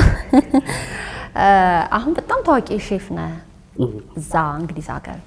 በቅርቡ እንግዲህ እንጠብቃለን የራስህን ሬስቶራንት ከመጣን እንግዲህ እዛ ወደ ራስህ ተቋም ግንባታም ገብተሃል። እንግዲህ የኳስ ተጫዋቾች ጉዳይ ያነሳው እንግዲህ በተለያዩ የእንግሊዝ ስቴዲየሞች ላይ ማለት ነው ትልልቅ ክለቦች በሚጫወቱባቸው ትሰራለህ እየሄድክ ማለት ነው። እሱን ታነሳልኝና አርቴታ ጋር ተገናኛችሁ ወይ? እንግዲህ ያው እንዳልኩሽ ይሄን ቀረጻ ስናደርግ ትናንት አሸንፈዋል ቼልሲ እና ይሄ ባንድ የምታመጪው ነገር አይደለም። አሁን የሼፍ ሲሆን ያው ፍላጎቱ ሊኖር ይችላል፣ ግን ይሄ ከታች ነው የምትነሺው። ይሄ እንዳልኩሽ ራስሽን ስትሰሪ የምትነቂው ነገር አይደለም። እቃ ልታጥቢያለሽ ወይ ብርጭቆ ልታጥቢ ትችያለሽ፣ ልታጸጂ ትችያለሽ ምናምን ከስር የሚነሳ ነገር ነው የትኛውም ነገር ላይ እና ዩሮፕም ብትገቢ የትም ብትሄጂ ስራ ካልናቅሽ የትኛውም ቦታ ላይ ትደርሻለሽ እና ሼፍ እስከመሆንበት ድረስ ያ ብዙ ስራዎችን ሰርቻለሁ። ራሴን ለማሳደግ ራሴን እንትን ለማለት ሬስቶራንቶች ላይ ሰርቻለሁ። ከዛም ደግሞ ራሴን ደግሞ እያሳደግኩኝ አማራጮችንም ደግሞ እየፈለግኩኝ ለራሴ ምቹ እስከሚሆንበት ድረስ አሁን ላይ በስቴዲየሞች ላይ ነው የምሰራው። በሬስቶራንቶች ላይ በምሰራበትም ወቅት ብዙ ተጫዋቾች የሚመጡበት ሬስቶራንቶች ውስጥ ነበር የምሰራው። እንግዲህ አርቴታንም ሆነ ብዙ ተጫዋቾችን አብልተናል፣ አጠጥተናል። እንግዲህ የአርቴታንም ልደት አክብረንለታል። የ40ኛ የአርቴታ ልደት በዓሉን እኛ ጋር አክብሯል። ዋና ሼፍ ነበር ከዛ ሬስቶራንት። እኔ ወደ ፔስትሪ አካባቢ ነበር የምሰራው። እንግዲህ የኔን አንድ ፎንዳ ቾኮሌት የሚባል ምግብ እንግዲህ በልቶ ቀምሶ ወዶታል። እንግዲህ ራስሽን የምትሰሪበት አሁን ከዛ ከታች ተነስተሽ ዝነኞችን እንትን ማለት ያ አንቺን እኔ ፎቶ ራሱ ሼፍ እንደሆንኩ ራሱ ማንም አያውቅም። ፎቶም ለጥፌ አላውቅም። አንዳንዴ ዝቅ ስትይ ብዙ ከፍታዎች ላይ ትደርሻለሽ እና የአርቴታን ማብላቴ ለእኔ የከፍታ እንትኔ አይደለም። ለእኔ ከዛ ብሉ በላይ ከፍታዬ ሰው ሆኜ መገኘቴ ነው። ለእኔ ሰው ሆኜ ዛሬን መኖሬ ነው እና ስቴዲየሞች ላይ መስራቴን ያን ያህል እንትን የምለው ነገር አይደለም። ግን የሰው ልጅ ግን የትኛውንም ነገር ከሞከረ ግን እንደሚያገኝ ምሳሌ ነኝ ብዬ አስባለሁ። ኳስ ላይ እንዴት ነህ? ኳስ ያን ያህል እንትን አይደለሁም፣ አልጠላም። ግን አርሴናል ደጋፊ ነኝ እኔም። ደስ ሊል ይችላል አርቴታ ማግኘት። ግን አንዳንዴ ይሄ አሁን ለምሳሌ ትንሽ አይደለም ስራው። ለምሳሌ ስራ ስቴዲየም ላይ ጨዋታ ተጫዋቾችንም እናበላለን፣ ደጋፊውንም እናበላለን። እና አሁን ለምሳሌ ማን እንደሚጫወት ላላቅ እችላለሁ። ስራ ስትሄድ በቃ ስራ ነው የምትሄጂው። ዛሬ ማንም የሚጫወተው ምናምን ብለሽ ነው የምትሄጂው። ይሄ እንትን ብለሽ ለኳሱ ብለሽ ሳይሆን ስራ ግዴታ አይደለ።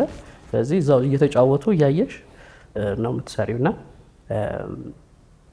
ያን ያህል ይሄ አንዳንዴ ቀናለው እንደዚህ የሚደግፉት ያለ ስሜት ለምን አብረሽ ነው ተጫዋችን ታያለሽ፣ አሰልጣኙን ታያለሽ፣ ደጋፊውን ታበያለሽ፣ ታጠጫለሽ። እና እንደዛ ፍቅር ቢኖረኝ እገዛለሁ።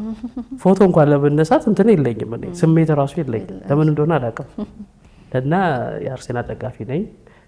እንግዲህ ዋንጫው ዘንድሮ ማለት እንግዲህ ቢያንስ አንዱን ለማንሳት ሙከራ እናደርጋለን።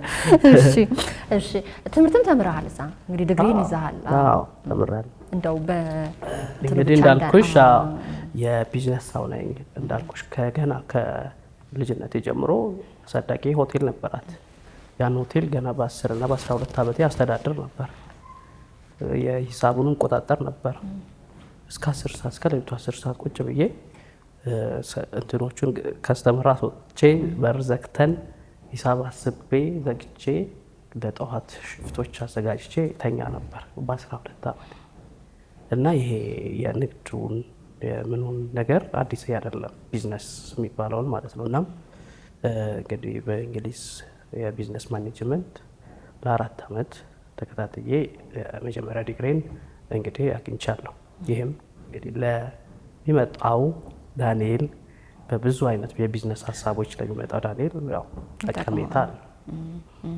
የመጨረሻ ጥያቄ ማድርገው ዳንኤል ባለፉት በ6 ወራት ውስጥ ያን ሁሉ መከራ ተቀብሎ ከዛ ለ11 ዓመታት ደግሞ ብዙ ህይወት መንገድ ኖርሃል። ያለፈው ሁሉ ይጸጽታል ወይስ ታመሰግንበታለህ ወይስ እንዴት ነው የምትገመገመው? አሁን እንግዲህ እንደ እንትኑ ነው። ይሄ አሁን ለምሳሌ ዳንኤል የተሰራበትን እንትን መንገድ ወደዋለሁ። ምናልባት ስደት ባልወጣ ይሄኛውን ዳንኤል ላገኘዋለሁ ብዬ አላስብም። ግን መንገዶቹ ይቆጫሉ ማለት ባይሆኑ ታያለሽ። ስቃዮቹ ይሄ ጠባሳው አይለቅምና ምንም ብታክሚው ምንም ብታቆሚው የራስሽ ጥንካሬ ወስኗል። ግን ብዙ የተጎዱ አሉ። አሁንም እኮ ጠባሳው ያለቀቃቸው ከቤተሰብም ከዘመድም ተደብቆ የሚኖሩ እኮ አሉ። ከኔ እኩል ወጥተው አብረን ወጥተን ተደብቆ የሚኖሩ አሉ። ራሳቸው መጋፈጥ አቅቷቸው ማሸነፍ አቅቷቸው በብዙ ምክንያቶች ተደበቁ አሉ። ባይሆን ጥሩ ነው፣ ግን ሆኗል፣ አልፏል። እና እንደ ቁጭት ካነሳ ነው ሊቆጭ ይችላል መንገዱ። ለምን በዚህ ሰዓት እየተነሱ ያሉ ሰዎች አሉ። ችግሩ ምንድነው? ከሞቱት ከነዛ ከነ ሄብሮን በላይ እንደዚህ ወጣ ብላችሁ መንገዱን ስትናገሩ ይሄ እሱ ደርሶ የለም የሚለው ይገዝፋል። እሱ ነው ለማስረዳት የሚቸግረው የሚመስለኝ ነገር። ይሄ ሰው መሀሉን አይነግርህም። እኔ መሀሉን አስብሬያለሁ በጣም። አሁን በእኛ ወቅት አማራጮች ላይኖሩ ይችላሉ። አሁን ግን ብዙ አማራጮች አሉ ለመውጣትም። በትምህርት ልትወጪ ትችላለሽ፣ በቱሪስት ቪዛ አለ፣ በብዙ ህጋዊ በሆኑ እንትኖች አሉ። እና በዛ ቢሞከር ያኛው መሀሉ ያልተነገሩት እዚህ ላይ ያሉት ስቃዮችን ሰዎቹ ቢረዳ። ምክንያቱም የፋይናንሻል ጥያቄ ነው አይደል በህገወጥ የሚያስወጣሽ። በአብዛኛው ጊዜ ብሩ የዛ ይበሳል እኮ የምትጠየቂ ዶላር ይሄ አሁን በእንትን ከምትወጪውም ይበሳል እኮ እጥፍም ይሆናል። የሚያጋጥሙሽ የሚሸጡሽ የሚለውጡሽ ብዛታቸው አንቺ $1,000 ከፍዬ እወጣለሁ ብለሽ አስበሽ ሊሆን ይችላል። እዛ የሚገጥምሽ ከ$10,000 በላይ ሊሆን ይችላል። ይሄ አጋጣሚዎች የእንትኖች እንትን ስለሆነ ስለዚህ ይሄ አሁን የምታዩን ዳንኤል ላታዩ ትችይ ነበር። አጋጣሚ የፈጣሪ እንትን ሊሆን ይችላልና መሀሉ ብዙ ስቃይ ያለው መሀሉ ብዙ እንግልት ስላለው ሰው ቢያስብበት እላለሁ። መሀሉን አንብቡት። እውነት ይሄን መጽሐፍ ሳታነቡ በተለይ ወደ ስደት መሄድ ያሰባችሁ ማለት ነው ወይም ከሀገር መውጣት ያሰባችሁ ይሄን መጽሐፍ ሳታነቡ ባትወጡ ነው የምመርጠው። ነገር እንዳልከው የሚሰጣቸውን ገንዘብ እዚህ ቢያደርጉት የተሻለ ይሆናል። ያው አንዳንዴ ምንድነው የሚሉት ወጣቶቹ እንግዲህ ጥናት ለማድረግም ስንሞክር ያን ብር ባልወጣ ቤተሰብ አይሰጠኝም፣ እዚህ አጠገብ ስትሆን 100-200 አይሰጠህም፣ አርፈ ስራ ነው የሚባለው። እንደዛ አይነት ነገር አለ። ዞሮ ዞሮ መጽሐፉን አንብቡት። ዳኒ በጣም ነው የማመሰግነው። የወጣው ከሀገር ራስን ፍለጋ ነውና ዳንኤል ራሱን አገኘው ወይ አባተንስ አገኛቸው ወይ? እንግዲህ ከዚህ በፊትም ብያለሁ የማንነት ጥያቄ ቢያስወጣኝም ማንነኝ ወይንም ደግሞ የማንነኝ የሚለው ቢያስወጣኝም እንግዲህ ዳንኤልን አግኝቼዋለሁ፣ ራሴን አግኝቼዋለሁ። ራሴን የተሰራውበትን ማንነቴን አግኝቼዋለሁ። እኔ ዳንኤል ነኝ፣ እኔ እውነት ነኝ ብዬ መጥቻለሁ። እንግዲህ እና ዳንኤልን ያገኘሁት አባቴን ሳይሆን ዳንኤልን አግኝቼዋለሁ እና እግዚአብሔር ይመስገን።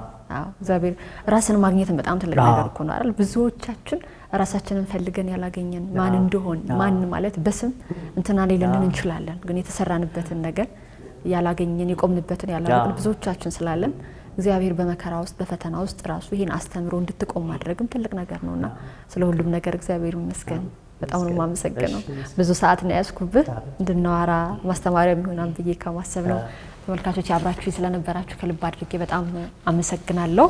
23 ነው የሚለው የመጽሐፉ ርዕስ። በፈተና የተሞላ ጉዞ ከሸገር ሊቢያ፣ ከሊቢያ እስከ ዩኬ ወይም ደግሞ እንግሊዝ ለንደን ነው አይደል? እስከዛ ድረስ ነው ዳንኤል አብርሃ እንደጻፈው። ቢኒያም አበራ ደግሞ እንዳሰናኘው እሺ የሚል ነው። ባካችሁ በጣም ይሄን መጽሐፍ መግዛት ፈልገን አቅም የለን የምትሉ በሙሉ በዚህ አጋጣሚ መስከረም ሚዲያ ስፖንሰር ያደርጋል። በጣም ቃል ይገባል። በጣም ሰው እንዲማር የምፈልገው ነገር አንድ ስደት ላይ ነው። እኔ በቆየሁባቸው የጋዜጠኝነት ዓመታት ውስጥ ሁለት ነገሮችን ከሙያ ውጪ ወጥቼ እንደ አንድ ዜጋ በጣም ያንገበግቡኛም ብዬ ማስባቸው የአባይ ጉዳይና የስደት ጉዳይ ላይ ነውና ለዛ ነው በዚህ ደረጃ ደጋግሜ ማነሳው። እንደውም ፈልጋለን ካላችሁ በዚህ አጋጣሚ ቃል እገባለሁ። እንዲሁም ማግኘት የሚችሉበትን በዚህ ተቆመና ደስ ይለኛል። እሺ ጃፈር መጽሐፍ መደብር ለገሃር እዛም እናገኘዋለን። በጫካ ኮፊም ቦሌ ሞርኒንግ ስታር ታች ምድር ላይ እናገኘዋለን። እንዲሁም በፌስቡክ ገጻችን እኔም ከፈለጉ ዳኒ ኤቢ የሚል የፌስቡክ ገጽ አለኝ። እዛ ላይ ስልክ ቁጥሮችንም አስቀምጠናል። በዛ ማግኘት ይችላል። እሺ ስልክ ማስቀመጥ እንችላለን፣ ፕሮግራሙ ላይ እናስቀምጣለን። እዛ ምናልባት እየደወሉ የትናገኙ የሚሉ ካሉ ማለት ነው። በጣም ነው የማመሰግነው ዳንኤል አብርሃ ከኢትዮጵያ እስከ ዩኬ ወይም ደግሞ እንግሊዝ ለንደን ድረስ ማለት ነው ያለውን የህይወት ውጣ ውረድ እግዚአብሔር ደግሞ እንግዲህ ብዙ ጓደኞቹ ካጠገቡ ያሉት ብዙ ሰማዕትነትን ሲቀበሉ በሊቢያ ማለት ነው እግዚአብሔር በቸርነቱ ጠብቆት ለምስክርነት ያበቃው ወንድማችን ነው።